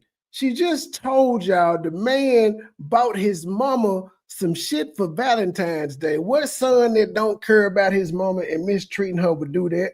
You would think that he would say, fuck Valentine's Day, since he don't believe in any of that at all. But he still took the time out to put a smile on the special woman in his life's face, his mama. And then he got your funk ass a Valentine's Day gift too, and look how you acted. Oh, he would have bought me Christmas presents since I asked him to. This the abusive ass nigga though to his mama. You hear that, Mike Lowry? He got me and his mom Valentine. Yeah, you told me that real quick, because he's against all of that, right? But like you said, he's a regular guy. What year was that? That man buy me Christmas presents if I asked him to. He's really, I don't know like what his obsession is with me, but yeah, I don't know what his obsession is with me. Ladies and gentlemen, we saw the goddamn text messages. Did she really say, I don't know what his obsession is with me? This bitch must not have got a Valentine's Day since she was in elementary school and they was passing out the cards. She said this nigga is obsessed with her. Well, no, she didn't say she was, unless she trying to say she was psychologically abused. She ain't stopped talking about this nigga, but he obsessed with her. If I wanted Christmas, real quick, if you don't mind, what? You know he ain't getting down. Cut it out. What year was that for the Valentine? Just for the timeline part. Oh, that was 2024. Let me look at it. I got the. I can send you the 2024. It would have made more sense because y'all didn't fuck until March of 2024. So it would have made more sense if he sent you something for Valentine's Day 2025 because you helped take care of his mama January, February, March of 2025. So you would have been there in February. That makes more sense than. But she did say he put it in the freezer. She said he got her something Valentine's Day 2024 and he put it in the freezer. And if he put it in the freezer, I'm guessing because he knew she was coming to suck his dick the next month. So he just went on and put it up for like 2 weeks. That's what it was, like 2-3 weeks, some chocolate, she said, even though she didn't really tell us what it was. The card. He sent you what you mean a card? Oh, it was. He got me. And then she said he destroyed the Valentine's Day balloons. Balloon. And you know what he did with his evil self? He stabbed the balloons. He stabbed them with a knife. But she didn't. How did he send you a video recording of him stabbing the balloons? Did he send you a picture of the balloons deflated? How come we ain't see them text messages? Nice. I said, really, Umar, you that hateful? Wait a minute. So he destroyed the Valentine's Day balloons in 2024 And then a month later, 2 weeks later, we ain't even a month because February 14th, it's only 28 days, and you came to 6. So 3 weeks later, after he destroyed the balloons, he had his dick in your mouth. It's like the more she tells this story, it's crazy how she said he did all this shit to him before they ever fucked, and she still fucked him. She had every opportunity not to take herself to Philadelphia and have sex with this man, and she chose not to. That ain't crazy enough. I buy you some Valentine's Day balloons, and then I send you a video of me stabbing them just going crazy, and you still gonna go up there with this crazy motherfucker. All right, cool. That's the story she told. We going with it. She ain't really getting no pushback on this story. You got to tell that story. This was I left him because I didn't want to get on the plane with him, and I left my fruit. He got me some. He loves chocolate strawberries. He thinks everybody else do. You left the fruit and you left the balloons. And I was like, yeah, I know. They weren't gonna let you take the balloons on the flight no goddamn way. That he brought me like a bunch of chocolate covered fruit, which was and the balloons. He got 3 balloons, and his mom got them, and I tied all the balloons next on her tray so she could look at. So this is not 2024. This is 2025. She didn't know his mom in 2024. And she was already there. She was talking about she didn't want to take him on the flight. That's because she was already there taking care of his mom. He was out. He was gone. At him. And I left mine with her too, because I didn't want to be going to the airport. And this evil, he goes and stabs the balloon with a knife because he thought Umar was nothing but nice to this bitch. This man, she's the house help. And he still bought her and his mama balloons and little edible arrangements for Valentine's Day. And this how she repay a nigga. And then she said he was evil, he popped him. What the fuck he supposed to do with him, bitch? Valentine's Day is over, you gone. What am I supposed to just let them bitches die down? It's over with. I took the rental car keys. Yeah, you told me. You sent me the receipt on that. Yeah. He thought I took the rental car keys, so he popped some balloons. What the fuck? I'ma pop some balloons that you left and you ain't gonna see no more anyway until next month, maybe. Cause I thought you took the rental car keys. And let's just be honest, that sounds like some shit her low down ass would do to try to make him come to the hotel. Like, why would you? I'm not spiteful, but then you turn around and do stuff like that. Why would you do that? He's psycho. I left my stuff there. Thank God I didn't leave my suitcase, but my clothes were so bad from taking care of her. I didn't feel comfortable just leaving dirty clothes there. So she left funky clothes there. Funky bitch. My clothes were so bad. And then y'all know when as soon as Umar got into town, Lanea had to go. It wasn't no Lanea, Umar, and his mom in that bitch kicking it. Like, you got to go soon as I get here. That was routine. That was law. Dad, why would you do that? He's psycho. I left my stuff there. Thank God I didn't leave my suitcase, but my clothes were so bad from taking care of her. I didn't feel what does thank God I didn't leave my suitcase have to do with anything? Comfortable just leaving dirty clothes there. So I took my clothes home to wash them, and there wasn't a wash machine there, and I didn't know what the washing situation was, like the days or whatever, or how he just was unavailable for so much. And so I took the clothes home in the suitcase, and I left some things there. He just threw it away, or he did whatever with it. But see, the bitch tried to leave some of her stuff at Umar mama house. He did right throwing that shit away. Bitch, you ain't at home. She tried to pull the ladies. We know what time it is when y'all leave some shit laying around that bitch. You think it's another hoe coming around and you want to mark your motherfucking territory. Like, come on now. Who the fuck she think we is? She left some of her belongings at Umar Johnson mama house. You crazy motherfucker, you. Did you leave them big stressed out ass drawers that he said looked like a slingshot there? Did you leave the Crocs there? Where did you leave there, Lanea? I lost my bank card and I was like, have you found, oh, let me tell y'all about my package. I lost my bank card there. Have you seen my bank card? Nope, I ain't seen it. You have. You think Umar stole your bank card? This after Valentine's Day. She went back in March.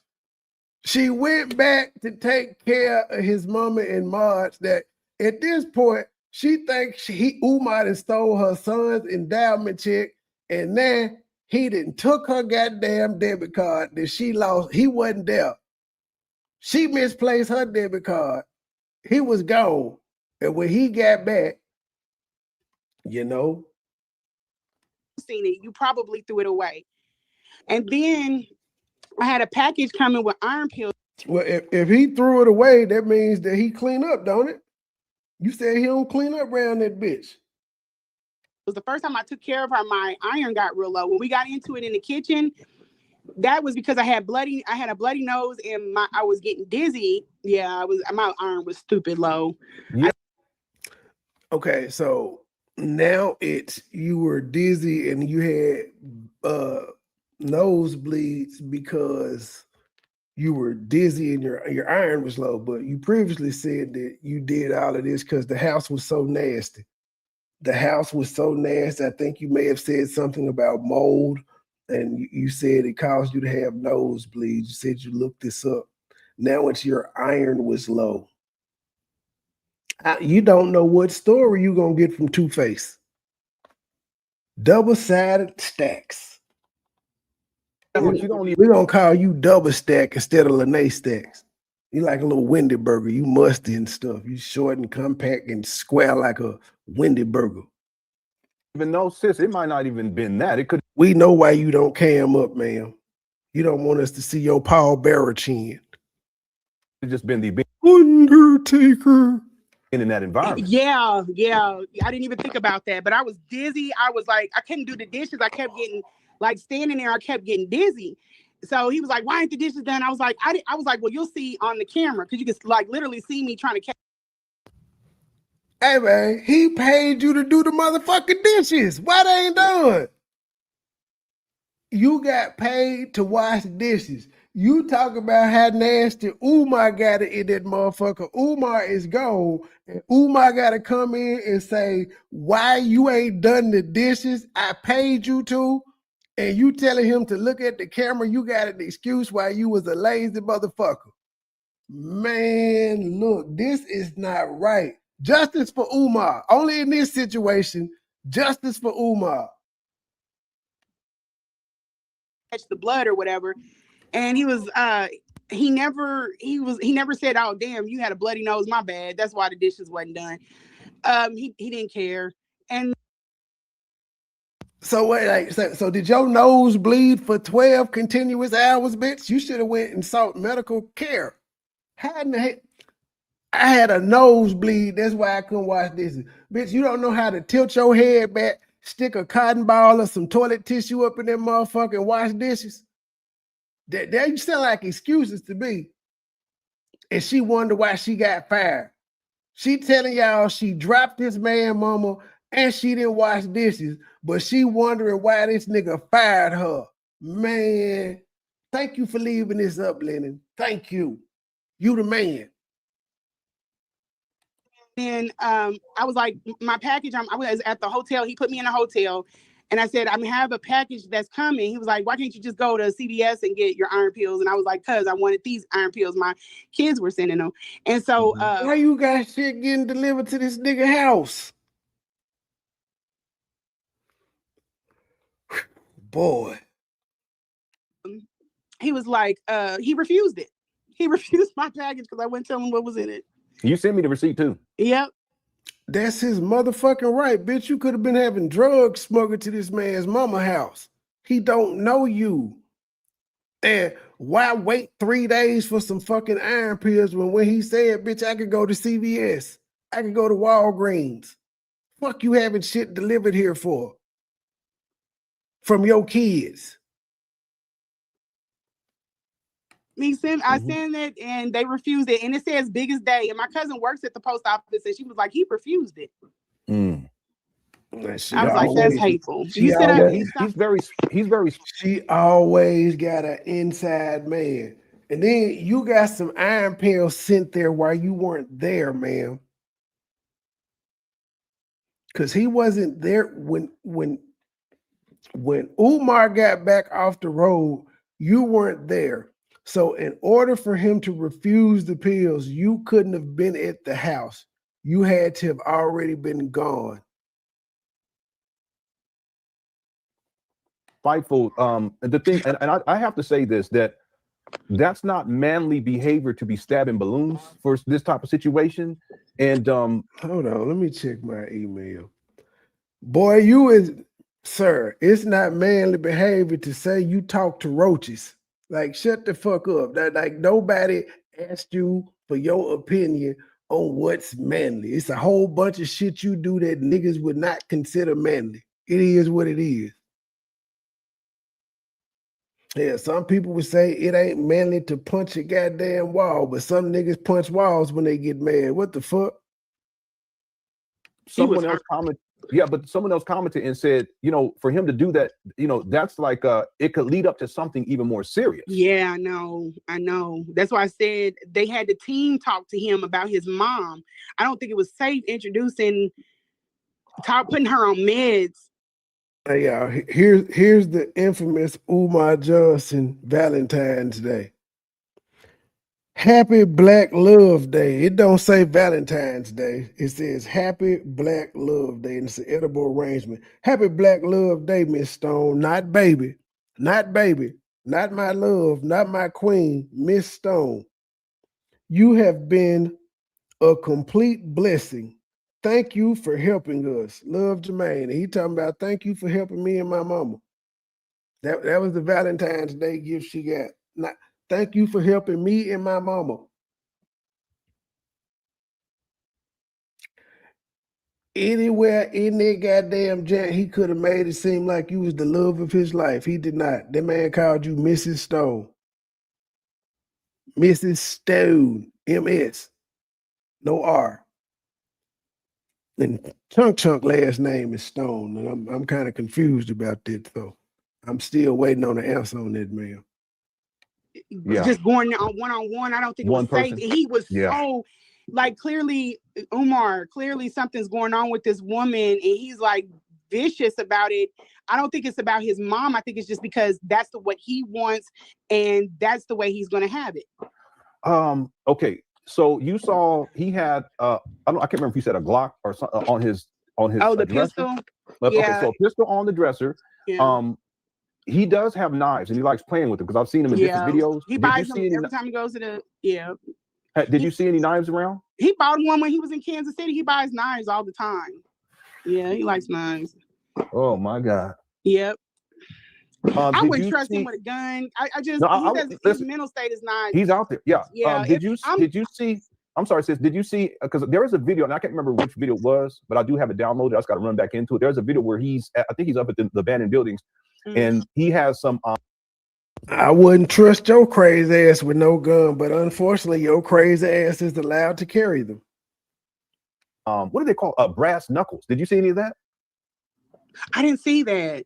Yeah, because he goes like this, and he's up there at the school, and he's going like this with his brass knuckles. Yeah, I'm not. Did you? I didn't see that, but I'm not surprised at all. Did I see anything like that in his house?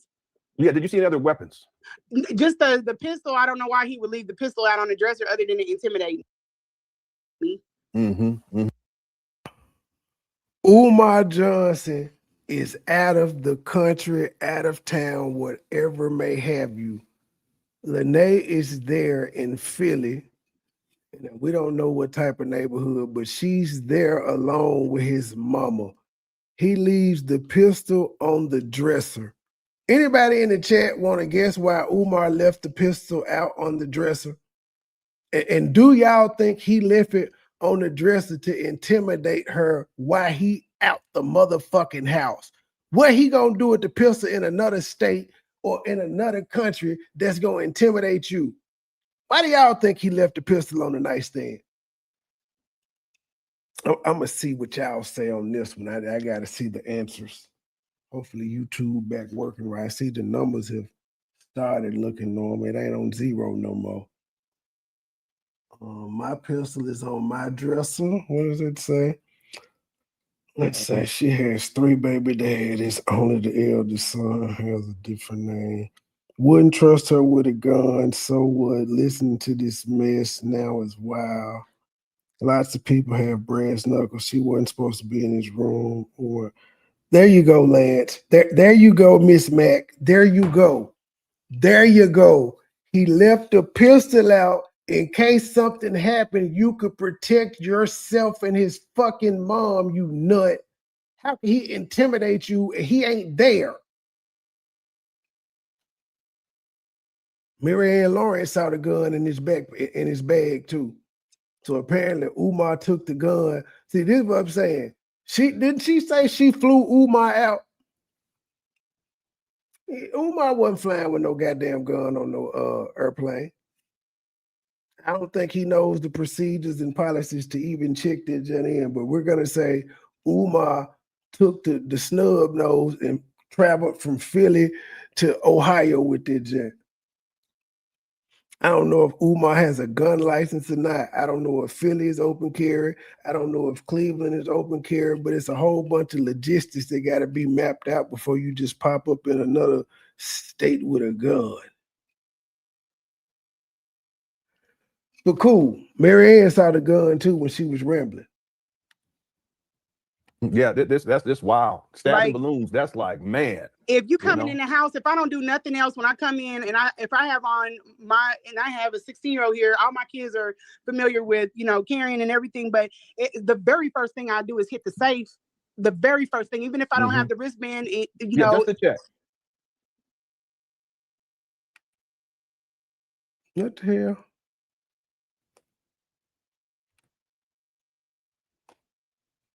Something happened. 241. Yeah, just to check. Yeah, this just that's just if it's my everyday carry, then absolutely that's where I'm going with it to put it in a safe. But he just put it on the dresser. Like I know he's got a gun safe in the room. Ma'am, his mama is handicapped. You're there with her. The only person that can get to the gun is you.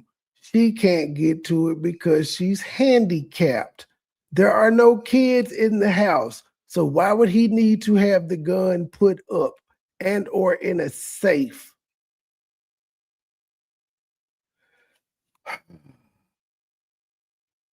He's got a gun safe. I think that's where he's putting his guns. I've never seen a gun safe like it, but it's a safe.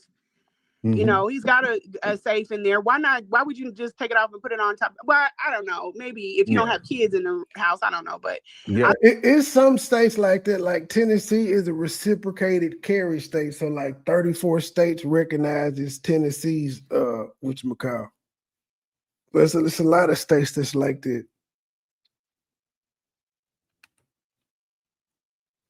I think it was more for me. It could have been. Are you okay on time? Yeah. Okay. Yeah. She got a federal job. I got plenty. I ain't got nothing but time, G. Because I don't think we're going to get through all because I haven't even gotten to the questions that I typed out. These are all. I'm sorry, I'm long-winded. No, sis. I mean, for you to do this, a lot of respect to you for doing this in the first place. And if you have the time, we can get back together in the near future. I would hope. But I would like to at least get through the questions from the chat room. Okay. Now, everyone, real quick, her Cash App is there on the screen. Iconic Moguls. If you've enjoyed this sister with everything that she shared, not just today, but on that first interview, that's opened up the gates for us. Okay, so he said the first interview. So this was her second time on the channel. I said about 3-4 because I want to say she had little snippets and was talking in the chat or something. But this is her second time.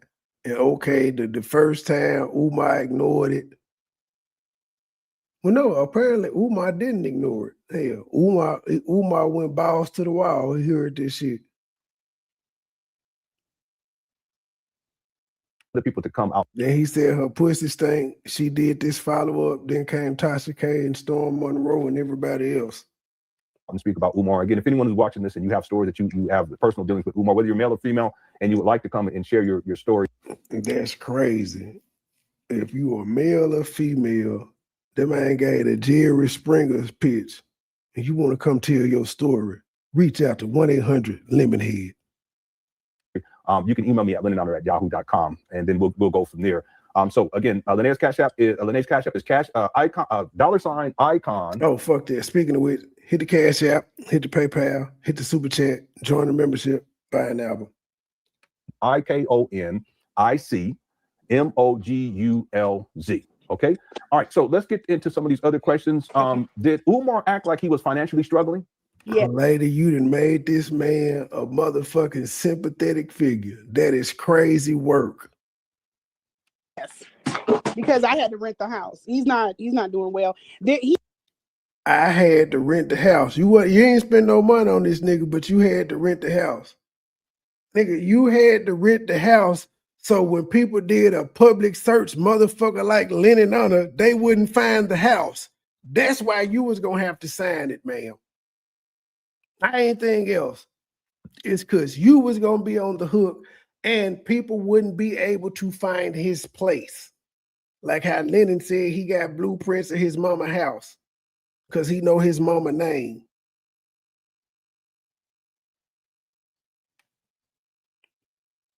He had to pay the phone bill, the deposit on a lot of. I could have, but I made him do it because he was already. He's the one that invited. She talking like this shit happened. None of this shit happened. So what phone bill did he pay other than giving you some money on yours? You talking about when y'all moved in together. You had to rent the house, but you didn't rent a house. He had to get the light bill and the phone bill, but none of this happened. He's not doing well. He had to pay the phone bill, the deposit on a lot of. I could have, but I made him do it because. You made him do it, but no. See, this is what I'm saying. She talking about all this shit, but it never came to fruition. Remember, she said she felt like she wasted her time looking for houses and shit. But now she said he had to pay the deposit down. And she could have paid the deposit, but she made him, even though she was going to put the shit in her name. He was already, he's the one that invited me to come out, so I made him pay that. Okay, well, if you made him pay something, how does he sound like he's financially struggling? And again, she made him pay something that never happened. This never fucking happened. What did she make him pay? This is crazy. Okay. But he was like, oh, there's no more money on here. You think I'm rich? Because the places that I wanted to stay, I don't know. I didn't, but this was before I knew how he was living. Mm-hmm, so I probably wouldn't have had him pay. So, but what you mean this is before? What? So you saying y'all was talking about moving in together and moving his mama out before you ever laid eyes on his house and his mama? This is crazy work, y'all. So you couldn't have been talking about moving to a house with his, you never laid eyes on her. So you didn't know the situation to be bad for him to try to get her up out of there. Cause you claim he told you, he tried to sell you on, it just needed to be cleaned up. Now he was paying deposits on houses and shit. And this is all before you knew how he was living. You lying motherfucker, you. This lady made up a whole fucking scenario in her head about Umar Johnson. For a lot of that stuff. Okay. Another question is, did people pay for Umar's boot camp? And if they did he refund them? He did. Nobody paid. Nobody paid for the boot camp, but I had people running around signing books, getting set up, and I charged vendors. But nobody paid for the boot camp. So she called it a scam. Oddly enough, he does have a couple boot camps scheduled in New Jersey. Just, had us stuck with I'm coming back, and a lot of people paid extra to be a vendor because people paid extra to be a vendor. They had, ma'am, the people had signed up to be part of a 4-part series before they even heard of a boot camp. Before they heard of a boot camp, they had the first show with Umar, and y'all was like, we're going to do 3 more of these things. Now, all of a sudden, they pay extra to be a vendor after they didn't already paid. They ain't know nothing about the boot camp. Nobody paid. He just, had us stuck with I'm coming back, and a lot of people paid extra to be a vendor because they had anything that we did, they were going to be my vendors. You know what I'm saying? Mm-hmm. He didn't ask about the boot camp until he left. According to her, she said when he left the city, we could have just fell off. But then he said something about a boot camp. You scammed them people. It's understandable why you scammed them. Well, I won't say you scammed them. An unfortunate incident happened, but apparently you didn't give them folk their money back. Nor did you ever try to throw any more shows with your I know everybody ass. Yeah. So okay, I probably wouldn't charge them that much. Just $50. I thought that was crazy for an Umar lecture, but okay. Just $50. You charge it. So at the end of the show, we'll just go with your narrative. At the end of the show, he started talking about a boot camp. And then the vendors was like, how much to come back? And you said, just give me $50 right now. Give me 50. You ain't have nothing locked in, no paperwork to even say when he was coming back. And you just said, give me $50. It's $50 is too much for an Umar event, but you paid $40 for a bitch whose name you didn't even know that he was supposed to speak at. This is some crazy work. Them that much. Just $50. I thought that was crazy for an Umar lecture, but okay. Speaking of how much they charge, when you had him out for the event, how much did he charge you guys to come out and speak? And they weren't paying for the lecture. They were paying to be vendors. They wasn't coming to hear Umar speak. They was coming to sell product. He didn't. He requested himself. That's what I was going to try to get to. He requested. Yeah, that's one thing I give Umar props for. He don't look like he's wasteful with his money. He don't look like he spends the money on his appearance, on clothes and shoes and shit of that nature. Hey, I think Umar, when he go rent these cars, that nigga get the smallest car he could find. He trying to be thrifty. And there's nothing wrong with that, but that also goes to show he ain't blowing the fucking money that everybody says he is, because he not doing what most niggas do who got money. Itself, we flipped the bill on that event. The gym, the theater that we used, they were gracious. They were helpful. We had to pay for the sound, the lighting. I didn't have to pay for the videography. The first one, I had 2 of them. The first one, because he just wanted to get in. It wasn't even her show, though.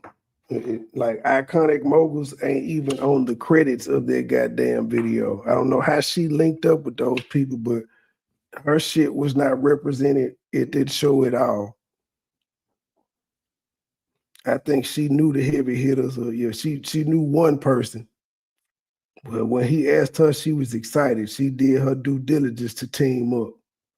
And with Umar, we spent the gas to go up there get him. He did take us. This is how he paid us. He took us out to eat. Yeah, he does that. That was how he made his little. Yeah, he took them out to eat. That's your fault. You didn't ask for no money though. Took us out to eat. And he said, if I do a free lecture, will y'all find me the event?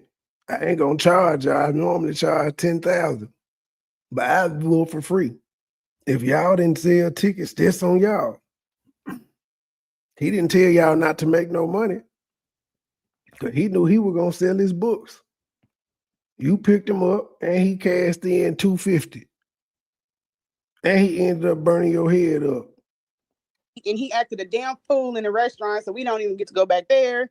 Okay, what happened in the restaurant? Oh my God, I tell you, this man is out of. He was just talking to the waiter. It was like he was talking to the waiter like he was trash. We had an incident with a black guy up. I think we were in I don't know where we were, but we were on the road. Again, she don't want to be seen in public with Umar Johnson, but he took her and her son out for lunch the next day, or for dinner, or whatever the fuck it was. He fed them. I told this one guy, I was like, hey, I like your wigs. He has some cute fat wigs. And I said, I like your wigs. He was like, oh, thank you. He said, is that? I was like, yeah, that's him. Because I didn't know no better. And he was like, oh, he was showing him love. And there were a lot of white people in there. They didn't know who he was, but he was eating it up. But then when he got in the car, he was like, why would he come up and put me out there like that? He was like, and then what was wrong with that though? Seriously, what was wrong with that? He didn't treat dude differently. You said he was eating it up. He was nice to him. But it gets old after a while. He was rude to the guy when we were pulling off. But here's the thing. He was rude to the guy when y'all were pulling off. How was he rude? They had a line going out of the gas station just because he was just standing up there buying stuff. He was buying small little liquor things and buying. See, he was buying small little liquor things.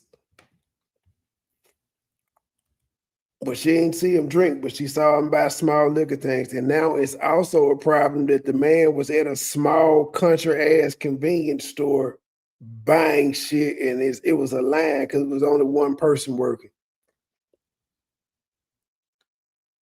Just anything this nigga do is evil. And just because he was just standing up there buying stuff. He was buying small little liquor things and buying pocket knives and buying. Okay, whoa. Wait a minute. You're saying that Umar was buying liquor things? Yeah. And here we go.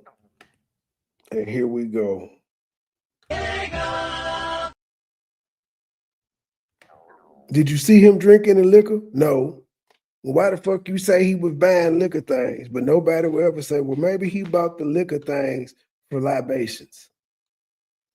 She ain't never said she smelled liquor on his breath. He was buying like little liquor things. I don't know. He was just buying like little liquors and all this other stuff. Okay. Little liquors, not shot, little liquors. I don't know. Just so generic as fuck in this description. Pocket knives and buying. Okay, whoa. Wait a minute. You're saying that Umar was buying liquor things? Yeah, he was buying like little liquor things. I don't know. He was just buying like little liquors and all this other stuff. Okay, back up. And all this other stuff. Where is this exactly?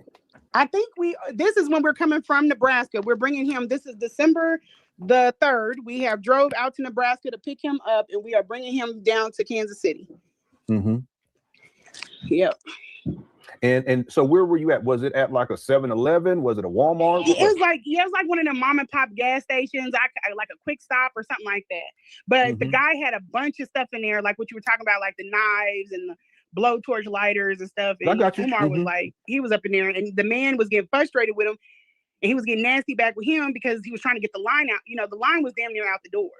And Umar does that. Yeah, he used to do that. Yeah, and he would use, and I'm gonna come back to this other issue with the little liquor. Umar holds up the line. What the fuck are we doing here?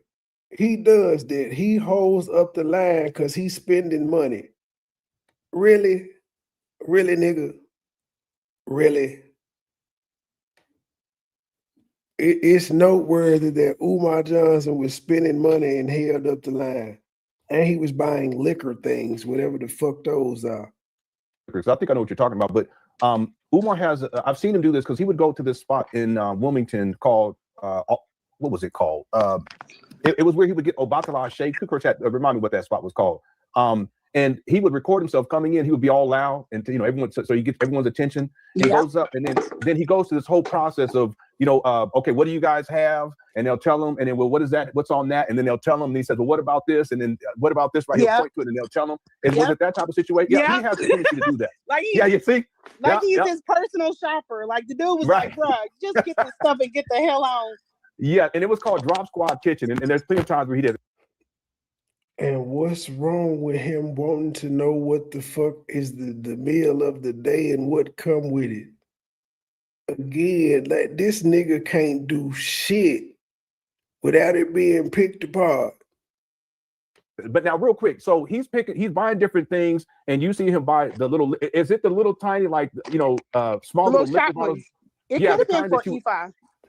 Okay, that's true. You know, it could have been his. Because I have rum that I. But so why did you bring it up then? If it could have been for that. Yes, it could have been for E5. Yeah, you never saw him drink any alcohol, did you? I didn't, but I'm gonna tell you, he wanted this particular juice out on a stage. If you watch that video, I'm coming out on the stage bringing water and juice. That juice he wanted with him. So I don't know. It's juice though, bitch. It's juice. If you carried the juice to him, you would be able to smell if there was alcohol in the juice or not. So when asked, did you ever see him drink? No, but he want me to bring him some juice. What was in that juice? Oh, okay. I got you. So and so real quick, just for clarification, he didn't charge you for the event. He did it for free? Yeah, he did the event for free. He did the event for free. She hasn't hidden that she does E5. Remember, she was about to do a presentation on it on her channel. She don't run from it. I don't know if she did it before she met Umar or not, because she was saying that he had to refer her to a Baba, and she said he referred her to 3 of them that were terrible. But if she was already in the lifestyle, she wouldn't have needed a referral from him. She would have already had one. Yeah, and the reason why I'm saying this is because I've been telling people this for years, that it's not as if he's the most requested, meaning that people are requesting him to come out and paying him a lot of money, not like in his heyday. What's happened is that Umar, because he's burned so many bridges, he begs for people to put events together for him, and he just goes out there for free. He's not making any money. And so the question becomes, who's paying for everything else? In this same live that I'm listening to, she said that he sent her to 3 Babas. Terms of him eating, traveling, going here and there, all around the world. And that's where the donation money comes in. He's been living off of that donation money. I wish more people would follow you, Lennon, because they would figure all of this out. You are absolutely right. He called. That ain't what you saying there. 8 months later, people need to leave Lennon alone. He just been up here wasting time. Called us. We put on everything. We did the event. Basically, he called us to throw him an event. We threw on the event. He made money off of the books. He sent the books. I hope he doesn't dox that address, because that would be stupid. But he sent the book anyway to an address that I gave him. I never gave. So again, now just keep in mind, I don't even know why he sent you books ahead of time, which doesn't make sense, because he was already in Omaha, Nebraska speaking. Why wouldn't he would have the books in Omaha with him? Why wouldn't y'all just put him in your car? It's not like this nigga had 1,000 of them motherfuckers. Why would he mail some shit to you when y'all are going to pick him up? But okay, fine. He mailed the books to you. Him my address. Okay. He sent the books ahead, and that's when the woman was like, how did she get a book and read the book before she met him? Because we had the books a week prior. So he didn't take them to Omaha, Nebraska. He took a few to Omaha, Nebraska, and he mailed you some ahead of time. And you had them there. And you happened to sell one of his books a week before? That was dirty. You let one of the books leak? So he sent the books. We transported the books in him, and then when we got there, well, you didn't have to transport. Well, I guess you did transport them from whatever address you had them sent to. But yeah, you still you had choices in all of this shit. Hey, yo, Siobhan, I need an address to mail these books. Okay, send them here. He does the show, and the way he writes it off, I guess, with taxes, is he takes us out to eat. Yeah, okay. That's a business expense. You see what I'm saying? So he's somebody done put him on. Yeah. He's a con man. He's a scammer, and he uses his nonprofit status and not to open up a school. That's smart business acumen. But for his own personal lifestyle, which includes paying for dinners, for people who have him come out, because that's also part of his lifestyle too. And then it also makes you guys feel as if he's all about the business. Man, these folk probably went to Olive Garden, Lennon. Like, why are you acting like he took these folk to 5-star restaurants? You don't even know where the fuck. You didn't even ask where he took them to eat at. He's all about the community, when in point of fact, he's not. Yeah. Okay, let's get to some more of these questions. Okay. You come off as a hater, my G. I think you wanted to be like Umar Johnson at one time. Maybe not Umar, but you wanted to be a prominent figure in the conscious community. Let's see. And matter of fact, I just want to answer this one myself because you've already talked about this. And someone that asks, is Dr. Umar using the school donations to pay for child support? I'm sure he is. Yeah. And then is Dr. Umar Johnson using donation money to pay for vacations? Understand that Umar's on a perpetual vacation. And like we were talking about here, a lot of that money from the donations is going for him to. I wouldn't doubt it. You know, Umar love him some pancakes. Fly to different places. They're not paying for these things for him to get food. They're not paying for these things for him to go and speak. They're not paying for these things. That's all donors' money that's fueling his lifestyle. Yeah, he told me in the car when we first. You don't know if all his shows are like that, though, sir. You don't know. Maybe, again, he may have gotten paid for Omaha, Nebraska, and he figured since he knew somebody down the street, he could do a free show and still make some money off the books. And you never know why he in town. Somebody may pay you for a podcast. Got him. We were like, he said he had been audited, and I'm gonna send you some stuff on that, some extensive stuff. He said that Lennon lied to her when he said, I took them just down last week. I don't know why he would tell me that, but he said that he got audited, and they came and he had to get all his receipts and investigate it, get all his stuff together. Well, Lennon says that's a scam and stuff because he's using the donors' money for it, even though if he's writing it off, he'll get the donors' money back because it was an expense to further FDMG's business. But he said that's a scam and shit of that nature. So there's that. So yeah, I just wanted to add that he did tell me that. Okay. We've seen Umar gambling. Do you think he has a gambling problem? Did you see any gambling while you were with him? He didn't have a problem with me going to live in Philly.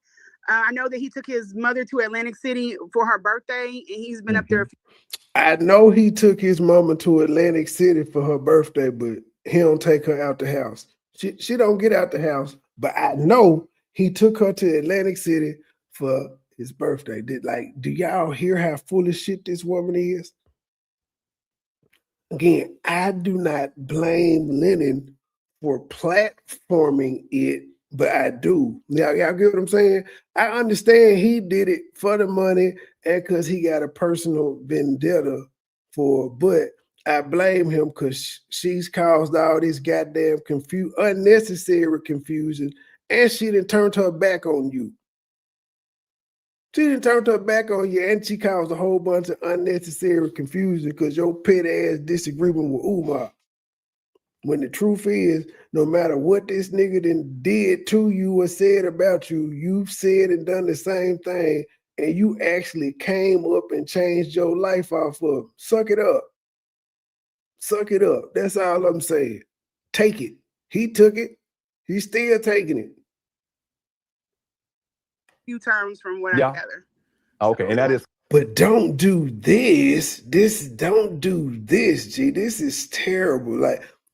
I'm just saying, you a grown man like me. You heard this shit and you knew it didn't sound right, but because you hated Umar, you let it slide. Sometimes you can't let it slide because of your hatred.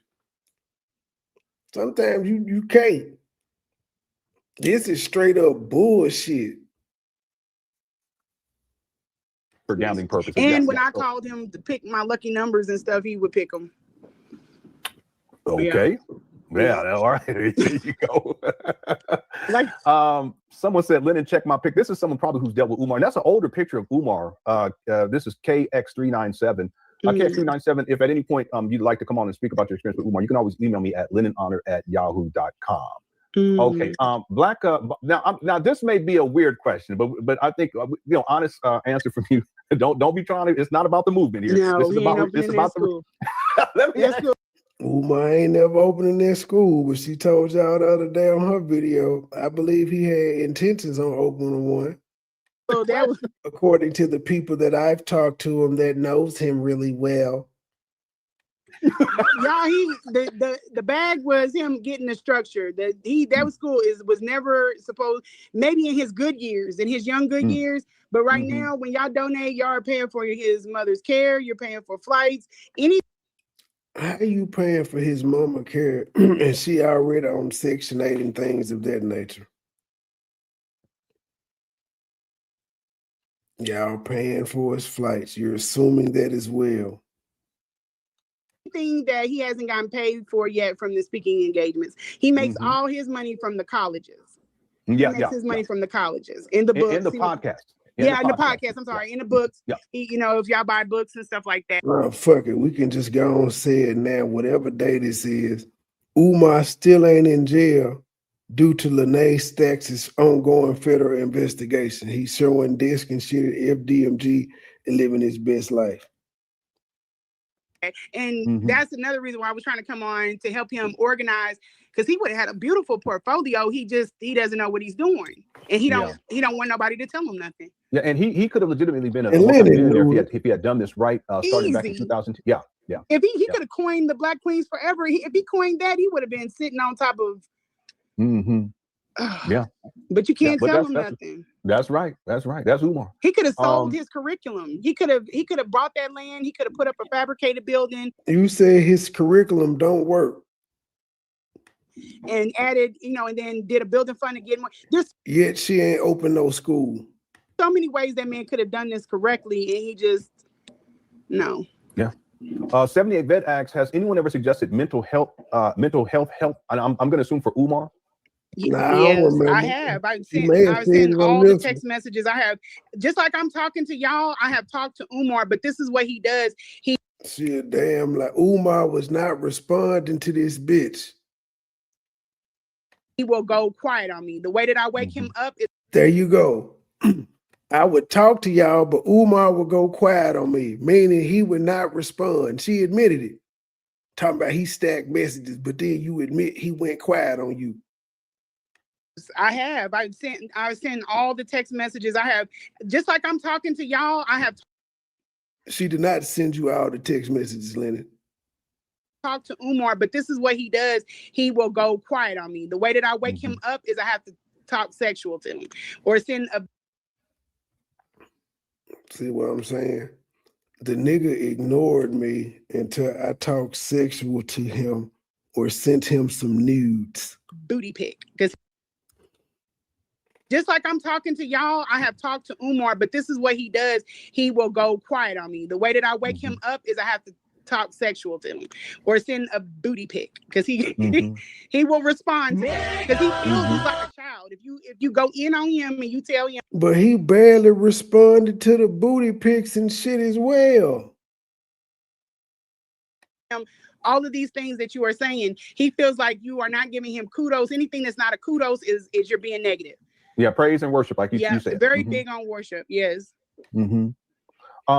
That man didn't ask you to do any of this shit. When you broke up with him, he ignored you. You couldn't just walk the fuck away. You had to keep texting. Man, you asked the nigga, am I still blocked? I guess you got me blocked. You was mad the nigga blocked you from his live. Stop it. Get some help. Did you ever talk? Did you ever talk to him about anything mental health wise dealing with him? And if so, did he have a response? I did. I asked him if he was autistic when we were in bed, and he said no. Why? I said no, not. I asked him, was he autistic in bed? Just asked, like I wasn't. There was something off about you. I'm not saying it like that. You're not. And when you asked him that, Umar got up, put on his RBG Philadelphia Phillies dashiki. He put on his Timbos, and he left you a $20 money order on the nightstand. Man, I'm finna go. Bitch asking me if I'm autistic. No, I know, understand. Yeah. Like there's my son has autism, and I don't, but you can clearly, once you get around him, you can tell, like he tells you exactly what's on his mind. But I asked him, I said, and then I also started diagnosing him off of Chat GPT. I was like, do you think you got histrionic? I was like, I started diagnosing him off Chat GPT, and she thought he wanted to hear this shit. Meanwhile, Chunk Stone is at home. Just we don't know.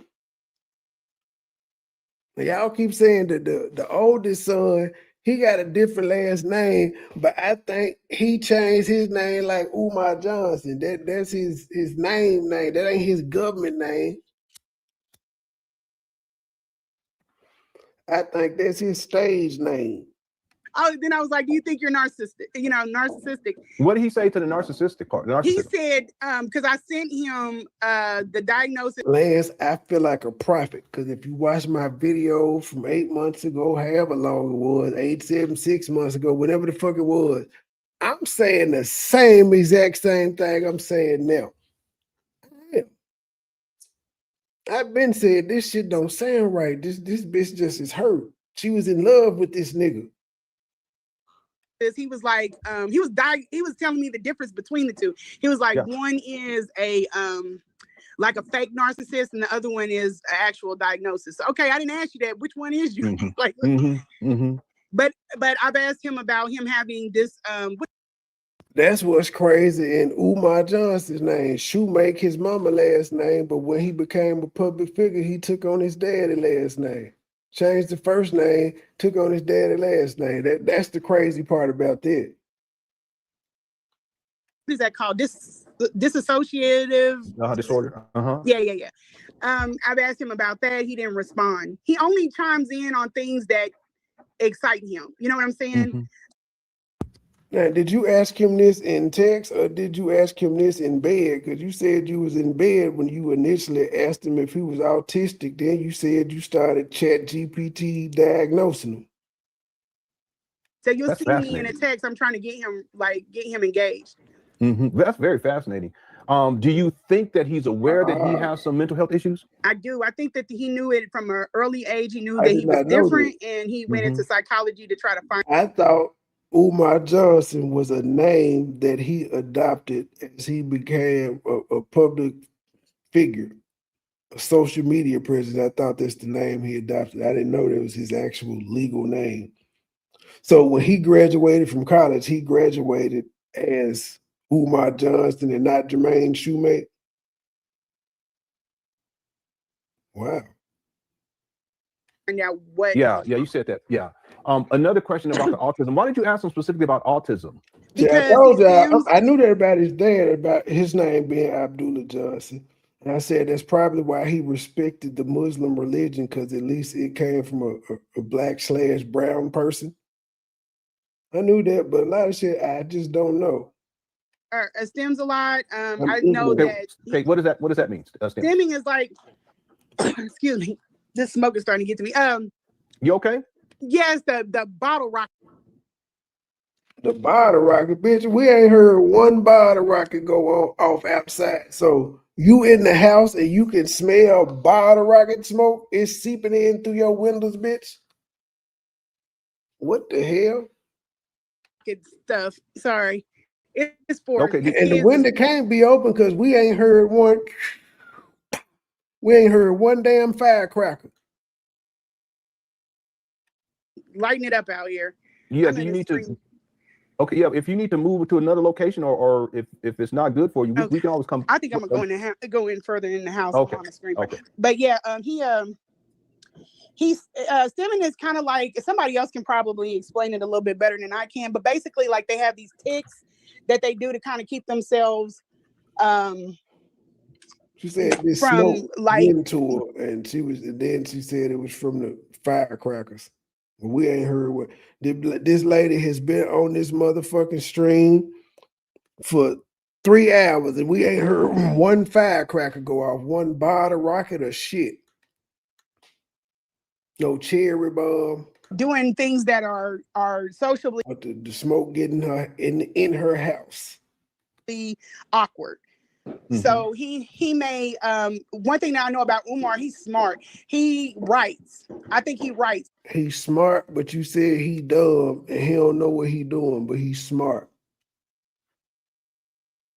When he gets in spaces, he has a little book or whatever, he can write. And when we were in the room, he would write down things, like he'll jot down his that schedule that he constantly puts up. She got that one time he was in the room, man. He'll just run through it real fast. Like he knows that like the back of his hand. And Yeah, like, he memorizes dates. Yeah. Yes, and that's how he keeps himself from going into a space. He's not good with emotional things. See, she just used space all willy-nilly. It's like a period. You never know what she means by space. And like when he comes in the house and I'm worked up, which is not my normal me, but if I'm like that, he'll be like, he'll start blinking real fast. And I know that it's too much. It's an overload. If he come in the house and I'm worked up, when he come in the house, you had to go, bitch. You had to go. Why would you be worked up? And why them dishes wasn't clean, bitch? Hashtag why them dishes wasn't clean. I gotta calm down. Oh, wow. He'll start blinking real fast. Yeah, I know. And if you see him on pictures. Now it's wrong that the nigga blink. If you see his hand is spread out like a 5 when he's taking pictures, he's overstimulated. He's like, yeah, I know what you mean. He's trying to. Why in the world is she worked up? Because he asked why the motherfucking dishes wasn't clean? Hang on. Like, y'all need to wrap this shit up because I'm about to, Yeah. And so, what's the other thing? He has so many of them. Let me read this real quick. Stimming or self-stimulatory behavior is a common trait in individuals with autism spectrum disorder, ASD. It involves repetitive movements or vocalizations, repeating things 3 times, that can serve as a coping mechanism for managing emotions, sensory input, or stress. Repeating shit 3 times is to get y'all to remember. Yeah, and this drives people crazy. Him repeating things 3 times. The reason why he does that, for one reason, it is overstand, understand, and understand. That's why he says it 3 to lock it in. But also, Umar is a master of propaganda. He studied. It's just simply to make you remember. It has nothing to do with propaganda. Yeah, he has books on it. So you feeling him, and when he speaks to you, he knows key points to hit. He knows to touch you and point. He knows all of that stuff. He is very good at that. He knows master manipulator. Yeah. He knows how not to act. Master manipulator. So everything this nigga does is manipulation according to them. But then they also tell you he's just a normal nigga. So if he's stressed out, that hand goes to a 5 because he knows if he keeps it cuffed tight, then people can tell that he's stressed. So he overextends it to show that I'm really not stressed. He's trying to compensate. And she knows this how. Leonard knew this inner shit. This was some bullshit. He knew, family. I've seen it. Wow, fascinating stuff. It's an almost all, and I called him out on it. Lennon honors. And then she said, I called him out on it. How is that? Why would you call him out on his coping mechanisms? I don't even like that term, I called him out. Nigga, did you ask him about it? Who the fuck are you to call him out on his shit that he been doing as a successful speaker? And you a fly-by-night hoe who texted him one day because he was on the Breakfast Club, got the nerve to question this nigga. He knew, Honors knew this story was some bullshit. Come on, Leonard. When are you going to take accountability, Leonard? And he's like, looked at me crazy. I was like, yeah, I know. I be watching you. Yeah, he's probably not even aware of it though. No, he's probably not. Can I play something for you? I want you to look at this and tell me, because what we're talking about here just popped into my mind. This is a video from 2016, August 28th, 2016. And just for context, Leonard sold out for the money and the views. I ain't knocking him. I do it too. It's just some shit. I mean, I ain't gonna. No, man, I ain't gonna let nobody just laugh for the sake of lying, G. I mean, I can hate Umar and still do my shit, but this bitch wouldn't have got a pass. Like I said, it's a reason that Tasha K, the biggest gossiper in the world, did not touch motherfucking Mia's story. It's a reason. Only 2 platforms that we know of touched it. And they had to reach out to these people. These people didn't reach out to them. They reached out to these people with their story, trying to sell it. They ain't go on their own shit. They wanted it to be sensationalized immediately. He's backstage and he's about to go up to actually speak. And I want everyone to see what he's doing here, okay? Because it ties to, in my opinion, it ties to what you're saying. Okay, here it is right here. But I understand Lennon's motives. I mean, I understand his reasoning for doing it. I didn't been in the paint with some people that did some fucked up shit to me. I didn't do the same. I didn't lie on these motherfuckers. I just whooped their ass with their life, but I didn't have to lie on them. I ain't had to get nobody to come up and lie on them. If I got family members on the panel and the shit didn't sound right, I ain't talking to that family member.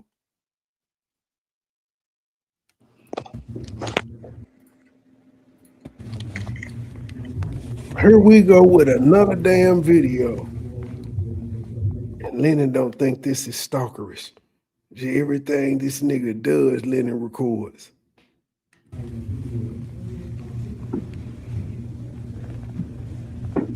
He pay more attention to Umar Johnson than he do his wife. It's like a woolly. Mm-hmm. He told y'all he was neglecting the kids because he was doing Umar Johnson commentary and the shockumentary. It's his words. No diss. I'm just saying this what you said to me, sir. That ain't manly. You since we talking about what is and what ain't manly, that ain't manly to me. I go live twice a day, but shit. One, my child be in bed with her. I mean, she's at school right now when I go live, and then the second time I go live is when she be in bed.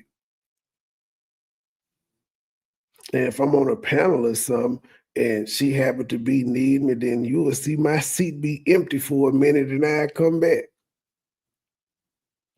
No matter how bad I want to talk about Lanea or anybody else, kids come first.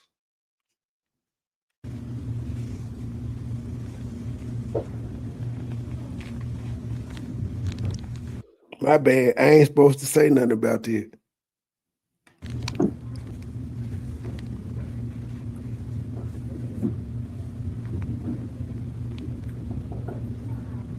They is watching this man squeeze the cloth because he filmed it.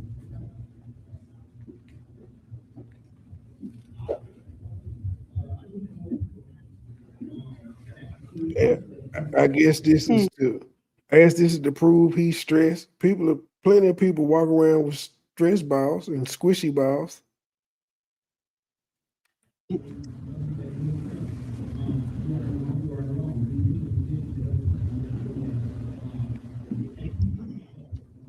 I ain't worried about pissing Lemon off. He not gonna respond to me. I ain't worried about pissing him off. But I'm just saying it comes with the game. If you can critique somebody so goddamn heavily, niggas can critique you too.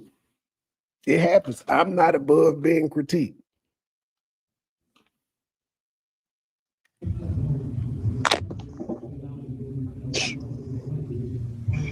I don't know what the fuck this food. It proved these niggas is crazy.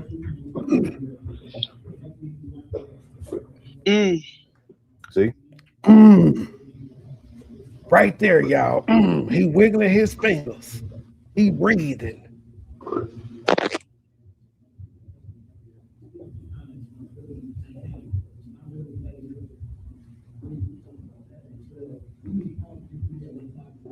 He just gonna let it play too.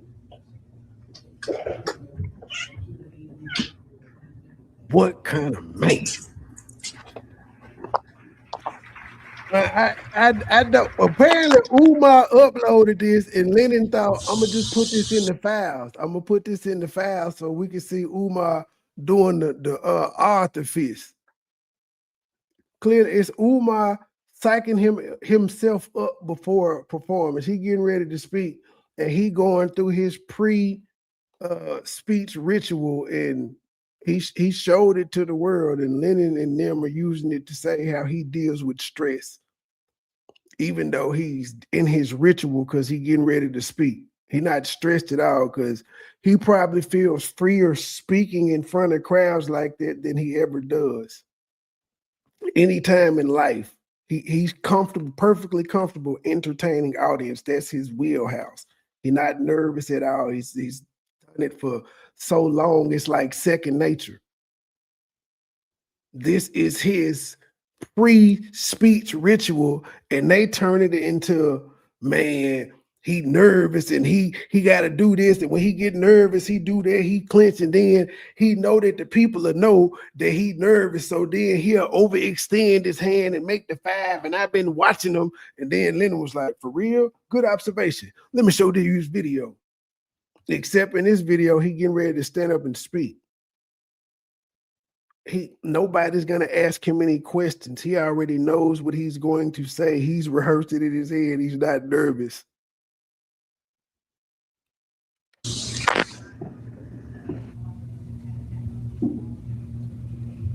There's about 2 more minutes. I want to play this whole thing. Then I'll get your commentary. You hear the people introducing them.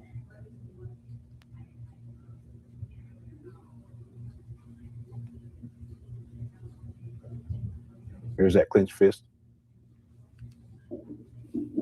There's the clenched fist. That man finna go on stage and show up and show out. And they try and make it seem like he nervous.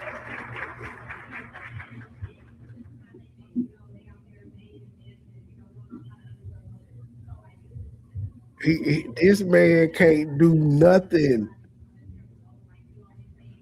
He cannot do anything without it being wrong. It's almost done. It's also, you gotta be a pretty bored individual to watch another man's hand for 3 goddamn minutes. I don't even think the hoes that like Umar watch this nigga twiddle his thumb for 5 minutes. Nobody but Leonard. This is one of them videos you could have threw out. You didn't have to waste no space deleting it, putting this shit up. Like, what the fuck? You didn't watch this nigga play with his hand? This is getting creepy, Leonard. I'm just saying, Leonard, this is getting creepy. You watching the man's hands? Do you have a hand fetish, sir? This is really, really weird. I don't think I would have downloaded that, put it in my Umar Johnson file for the Cookie Crush chat, and then showed it. This ain't your first time showing that motherfucker neither, because you pulled it up real quick. So you done showed the Cookie Crush chat this nigga hand before. And then when Lanea comes up with this theory, you agree with the theory, and you make everybody watch this nigga hand again. He ain't said shit. We just watching this nigga hand move. Both of y'all are weird at this point. interesting that he's recording this live. That's the part that I don't quite get. Like, why would he actually record this live for everyone to see it? Maybe because it makes him feel as if people are there with him as he's dealing with. Motherfucker, why would you watch it? He put it out for his diehard fans, not for niggas like you. He was just some quick content showing, hey, I'm at this speaking engagement. Y'all heard him in the background, I'm finna rock the show. Why you watch it though and show it to your audience? What was the informative or educational or entertainment value of this for you? He got the clicks and views on it. Why did you do it? Hey man, y'all look at Umar hand. Cookie Crush check. Look at Umar hand. Look at him. Look at it. Do you see it? Look at it. He got a manicure. Do you see the bunion on his pinky right there? Do you see it? Do it look like he got shea butter on? Y'all think, put a one in the chat, Cookie Crush chat, if y'all think he got shea butter on. Do y'all think that's shea butter or Johnson & Johnson's? What the fuck? I don't know, maybe some extreme anxiety, maybe? Yes, that's absolutely what it is. If it wasn't for his fans, that man would be, he would not have nobody. Because maybe he likes it like that. he goes and talks to y'all about. He talks to people, y'all, about stuff before he even brought it to me, like some things, and I have to remind myself not to feel no type of way about it because I'm like, damn, I'm sleeping with you. I don't know this. Cookie Crush Chat, put a 1 in the chat if you think Umar gives a good back massage. Cookie Crush Chat, what do y'all think? Based on Umar's hand, do y'all think he gives a good back massage or not? I just put a poll up, Cookie Crush Chat. And well, what do you mean? Can you give us an example of what you mean? Like if something happened with the school band, Anissa coming out. When Anissa came out, he went to his fans, or not his fans, excuse me, but the supporters. His supporters. We just ended the poll, ladies and gentlemen. It appears 98% of you believe that Umar Johnson does give a great back massage. I thought so too, just because his hand is so big and wide. And so I agree with y'all, Cookie Crush Chat. 98%. Before he came to me, and I was at the house. Cookie Crush Chat, I got another one. I know y'all might think this weird, Cookie Crush Chat, but the people want to know. The people want to know, Cookie Crush Chat. So I'm about to put another poll up. Do y'all think Umar Johnson jacks off with his left hand or his right hand, Cookie Crush Chat? That was a question that was sent into the queue. I didn't want to know, but somebody sent it in the queue, and I gotta ask the question. Do you think Umar Johnson jack off with his left or right hand? The poll is up. There's a left hand, a right hand, and there's a I don't know. He don't pause though, KKC. He don't pause. So I'm being limited. There is no pause right now. The poll is complete. It looks like 75% of y'all believes Umar Johnson jacks off with his left hand. 18% of you believe he jacks off with his right hand. And the other 7%, they said they don't know. With his mother. And y'all, when I tell you Anissa looks like his mama, if his mama was 2 shades darker, that girl is the splitting image of his mom. But he did, and I think that's a lot of the reason why he responded to her. He didn't tell me my birthday is significant to a passing of his family member. He didn't tell me that, like, just in normal conversation, you know, like, oh, I have an aunt that has that birth or passed on that day, or that's the day that my grandmother passed away. He doesn't voluntarily give that information, but he'll tell you something way more private. And you're good with dates, sir. I know you know, I don't know if he was matching up even our link ups by dates, because I think it's crazy that literally a whole, like every March I'm with him, you know what I'm saying? Or something else, or the fact that my daughter's. It wasn't every March. It was 2 Marches, which was actually a complete year. 1 March in 2024, and then 1 March in 2025. 1 March was for Dick. The other one was to take care of his mama. And after 1 year of marches, then you got fired, ma'am. You know, it's a lot of things that are a hellified coincidence, and I don't know. Yeah, well, dates are really important to him, and that may be part of some psychological issue as well. Very. You picked a weekend that you were free. And that really, him stemming with that I've seen that before. I've never seen it with an adult, but there are some kids that have like little pieces of cloth that they rub or they eat with them. And the tapping is something that my son does, and they also have other things that they grow out of, or they switch it out. Or it could just be his pre-speech ritual. People start making comments about it. Yeah. But yeah, he's very much on social media. He will tell y'all something very private before anybody else knows. Yeah. Okay, now this is a kind of lighten things up here, because this is the deep stuff, especially him stabbing the balloons. I'm like, man. Marcus asked, can you ask her where? No proof of him stabbing balloons. Umar keeps the zebra cakes, because he does above the stove.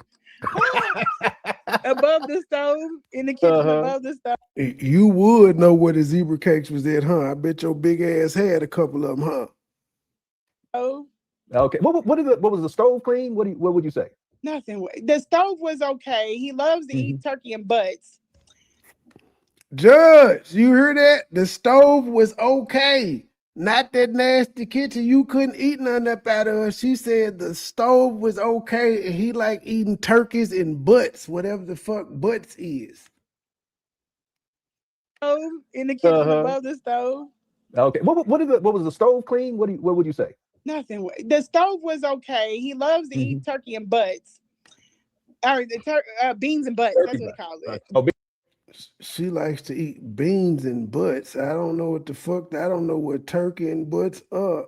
Beans and butts is. Okay, I got you. Beans and butts. He loves beans and butts.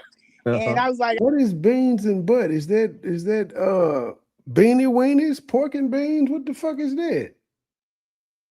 I got to figure out how to make beans and butt for her. I think that he wants only him to make beans and butt for his mom. But the stove was clean, but it looked very new. It was one thing that I think his old stove went out. Nothing in that bitch was clean, but the stove would look brand new. Nothing was clean. The stove was brand new, but you said you couldn't eat nothing about that motherfucking kitchen. I think that he wants only him to make beans and butt for his mom. But the stove was clean, but it looked very new. It was one thing that I think his old stove. The stove was very clean, but it looked new. Beans and butt for her. I think that he wants only him to make beans and butt for his mom. But the stove was clean, but it looked very new. It was one thing. I feel like she should have said pause after beans and butt. I don't even know what that is, but it sounded like a pause needed to be said there. That I think his old stove went out because that was like the newest appliance. It was like I was like, oh, this is cool. Was there a microwave? But he does not believe in a microwave. Okay. So he doesn't use a microwave, which I was okay with that. And the crazy part about it, only Lennon and Lanea know what the fuck she talking about. They're the only two people who know what the fuck beans and butt is. I don't even want to Google it. I feel like I get in trouble if I Google some shit like that. But he has an extremely large tea collection. Yeah, like it's insane. Yeah. Yeah, I'm a tea guy too, so I guess Umar. I don't have a whole bunch of it, but I like tea. He's got a ton of it. Someone had asked something. I'm just saying down south where we would call that shit something else. We not saying we eat no butt. I'm sorry. We just not gonna say we eat no butt. Jessica had asked, does Umar change her and empty the toilet that she uses? Yeah, he does. He has his way. He just goes right in. He don't glove up or nothing. He just goes right in. Okay. Someone had asked, where was the gorilla from? I don't know, but that thing was strange sitting on top of them piles of clothes. Was it a black gorilla? He has cool stuff. He don't take care of it. Yeah, was it a black gorilla? Yep, it was black. Did it have a silver back? No, but it had its eyes cocked to the side like it didn't trust nobody.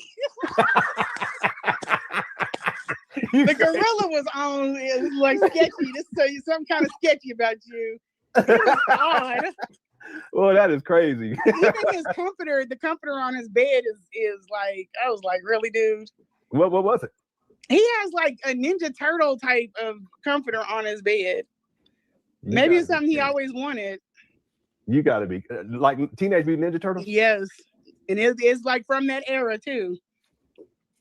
Was it old? Yeah, it was pretty old. I don't know where he got that from. Maybe Amazon, but well, that's wild. But that's Umar. He's very childlike though. That's something I've commented about a lot in the past. He has every kind of Frederick Douglass coffee mug you could possibly. I took all them coffee mugs. He had like 60 of them. I tried to take them out of there. He was like, "Oh no, we ain't getting rid of this." Where were they? Were they just scattered around? They're just all up in the cabinet, but none of the stuff that's supposed to be in the cabinet could fit. And then like it's very back in time. You know what I'm saying? Even there was a picture on the fridge that is from it's with all of his brothers and sisters, his mother and everything, but it's been up there so long you can't tell who or what they look like. They just figured. Is that the one with his daddy in like towards the front? They're like sitting around a table or something. It looked like they're at some kind of community center or a church. Oh, no, not that one. No, this one, it looked like it was like around Christmas or something like that. Yeah, the one I'm thinking about. Yeah. Oh, okay.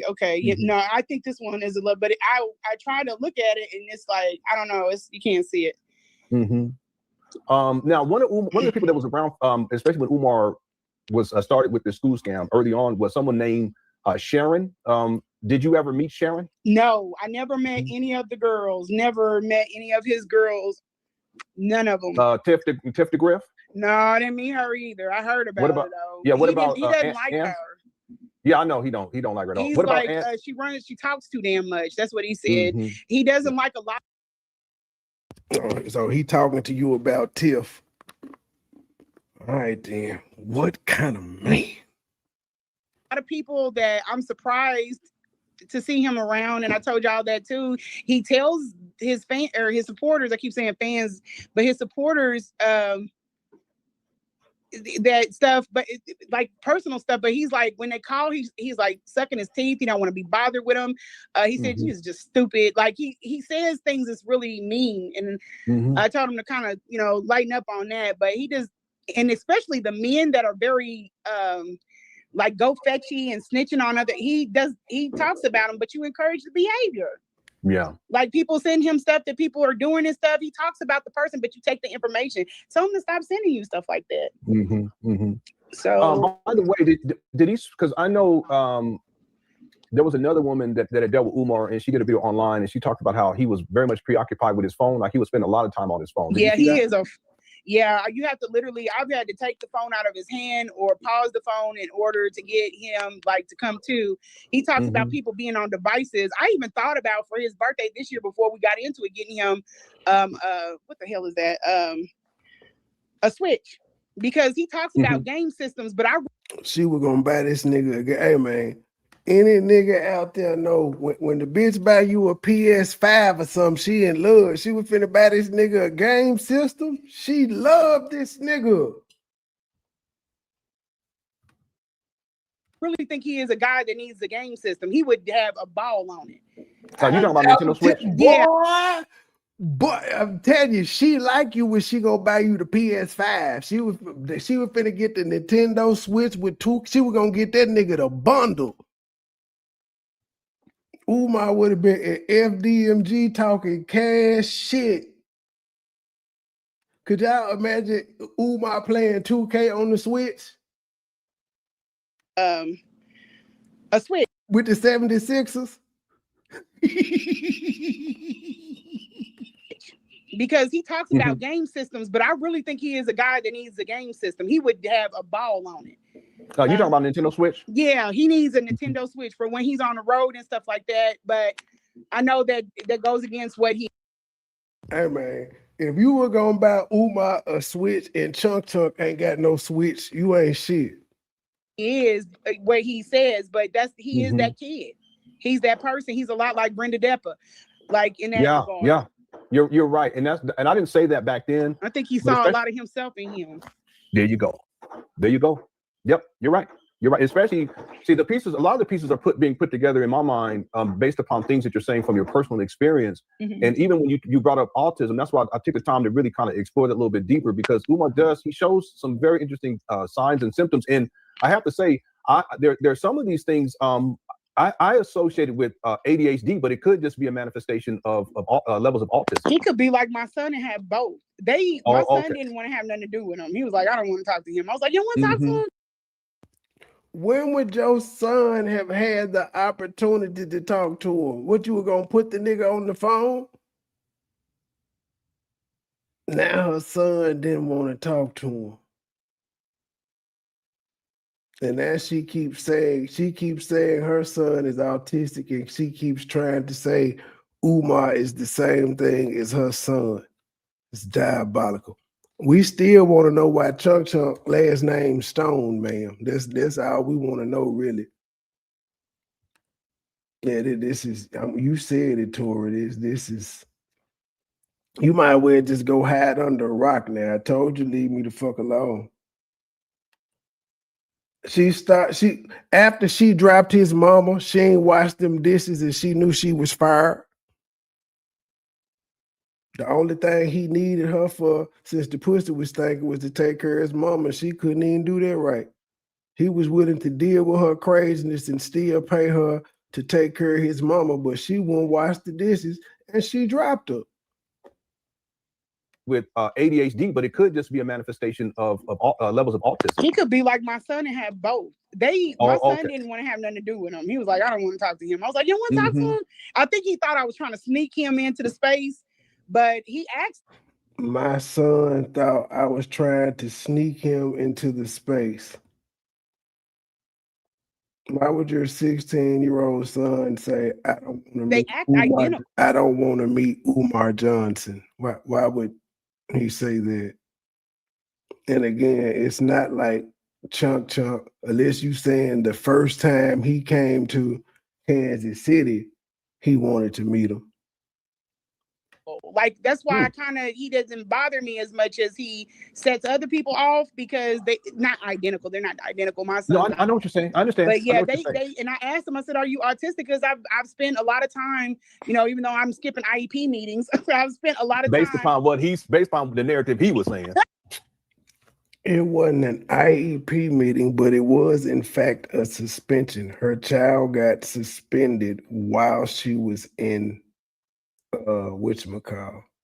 So yeah, he was being disingenuous about it. She had the IEP meeting at his mama table before he went out of town. So she didn't miss the meeting, but she couldn't go to the suspension. Somebody needed to go clear up the suspension. And since she was out of town, she couldn't make it.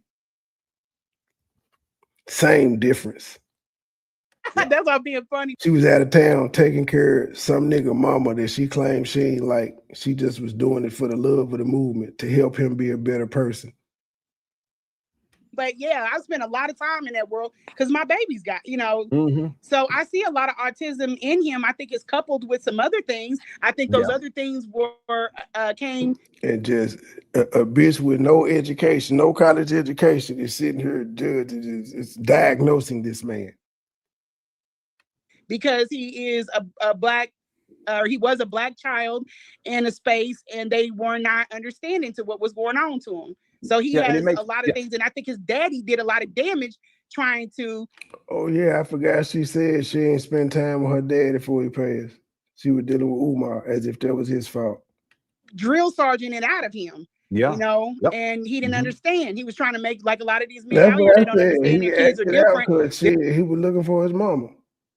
They're trying to just go on autopilot parenting. No, you have to take time. You got to dig. You got to be creative. You're right, and that's something that I've even had to learn, because the way that I grew up is very much different than how my sons, in particular my sons, how they're growing up. Yeah. Because we were likable. My ass, I knew she was full of shit.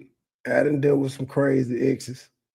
We're taught that you have to be hard, that you have to be able to deal with stuff and take it. Yeah. And not, cry about it, not whine about it. And I'm still kind of like that to this day. Like there's stuff that happens and I'm like, I ain't gonna worry about it. I'm just gonna handle it. But it's very much hardcore. But the problem is that when you're dealing with younger boys, they have to be able to work through their emotions. And if you stop them from doing it, that's going to cause problems later on down the line. This is something I had to learn. And over time, I've gotten better with it. And I have a sense that Jamal, as a drill instructor in what was he? He was a Marine. That a lot of the levels of discipline that Jamal received in the Marines, which is over the top, that he tried to apply that to Umar, but Umar was very much different. And as even to this day, Umar, he doesn't manage levels of stress well. So if you have your own father putting you through that, it couldn't have been easy either. And then on top of that, Lennon, I want to tell you too, he's the oldest sibling of a lot of siblings. He was probably supposed to, or they expected him to show up a lot of the time for those siblings, and he probably wanted to, but he couldn't because he had his own things. I think that they put him in that school, and that was his break away from it, but it also did some damage too. I think that he is a lot like my son in that regard, like his daddy putting him in that military school, severed that tie with his mother. And it was not that his mother was kind of like, what do they call those people when it's not your security animal, but they're like your safe person. You know what I mean? So Umar really is, if you think to like take away all of his fuck up, messed up things, he really is a hell of a case study. That's why I understand you going into depth about him. And a lot of times people are like, because I'm always wondering, why is he doing this? Why is he like this? Me too. Yeah, me too. Yep. Instead of just like, oh, he's an asshole. That's all it is. Yes. No, there's something else that happened a long time, you know. A lot of things. There must have been a lot of things. He is deeply traumatized. And he has some really off-balance ideas on how to be a man, on how to just a lot of things. Things. Yeah, and it's evident even how he's dealing with this situation. He doesn't know how to cope, and he doesn't know how to manage this as a man would. Yeah. How in the fuck you gonna tell a man how to respond to what he deems disrespectful? That's crazy work. That's why I keep using your thumbnail where the person said you can't tell nobody how to react after their family been doxxed and all that. That applies to Umar, because y'all doxed this man family, talked about all his mama business and shit, and y'all saying he's supposed to respond the way y'all want him to. Fuck is wrong with you niggas? I said, oh, sorry, go ahead. No, go ahead. I was just telling him, and I said, you know, my only two things, hey, don't, because when he stonewalls, if we're done, we're done. I don't really care about that, but let me know so I can take care of myself. I'd like to, go to the doctor and, And she needed his permission to do all of this. He stonewalled her, man. He ghosted her, and she was asking, if we done, let me know. Like, she needed permission, because I would need to go. You need to go to the doctor to end the relationship. What kind of stupid shit is that?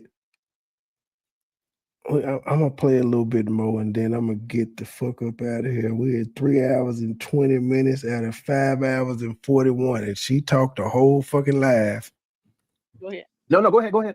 I was just telling him, and I said, my only two things, hey, don't, because when he stonewalls, if we're done, we're done. I don't really care about that, but let me know so I can take care of myself. I'd like to, go to the doctor and, go on, sit back up on the porch.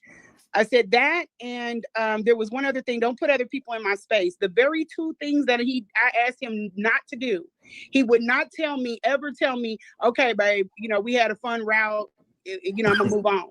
And then not even. Why did he have to tell you that when he ignored the fuck out of you? All right, y'all. That's what I'm saying. She said she needed to get that pussy checked out after the relationship was done so she could sit back on the porch, even though she told y'all she had a new nigga at the time she came out and said this shit. All right, y'all. That's all I got for now. I'll be back tonight. Till the next episode. Little channel, big voice. I'm out. Low key, niggas hating cause they don't want no beef. State gang, true sippers, bitch, I bet we gon' eat.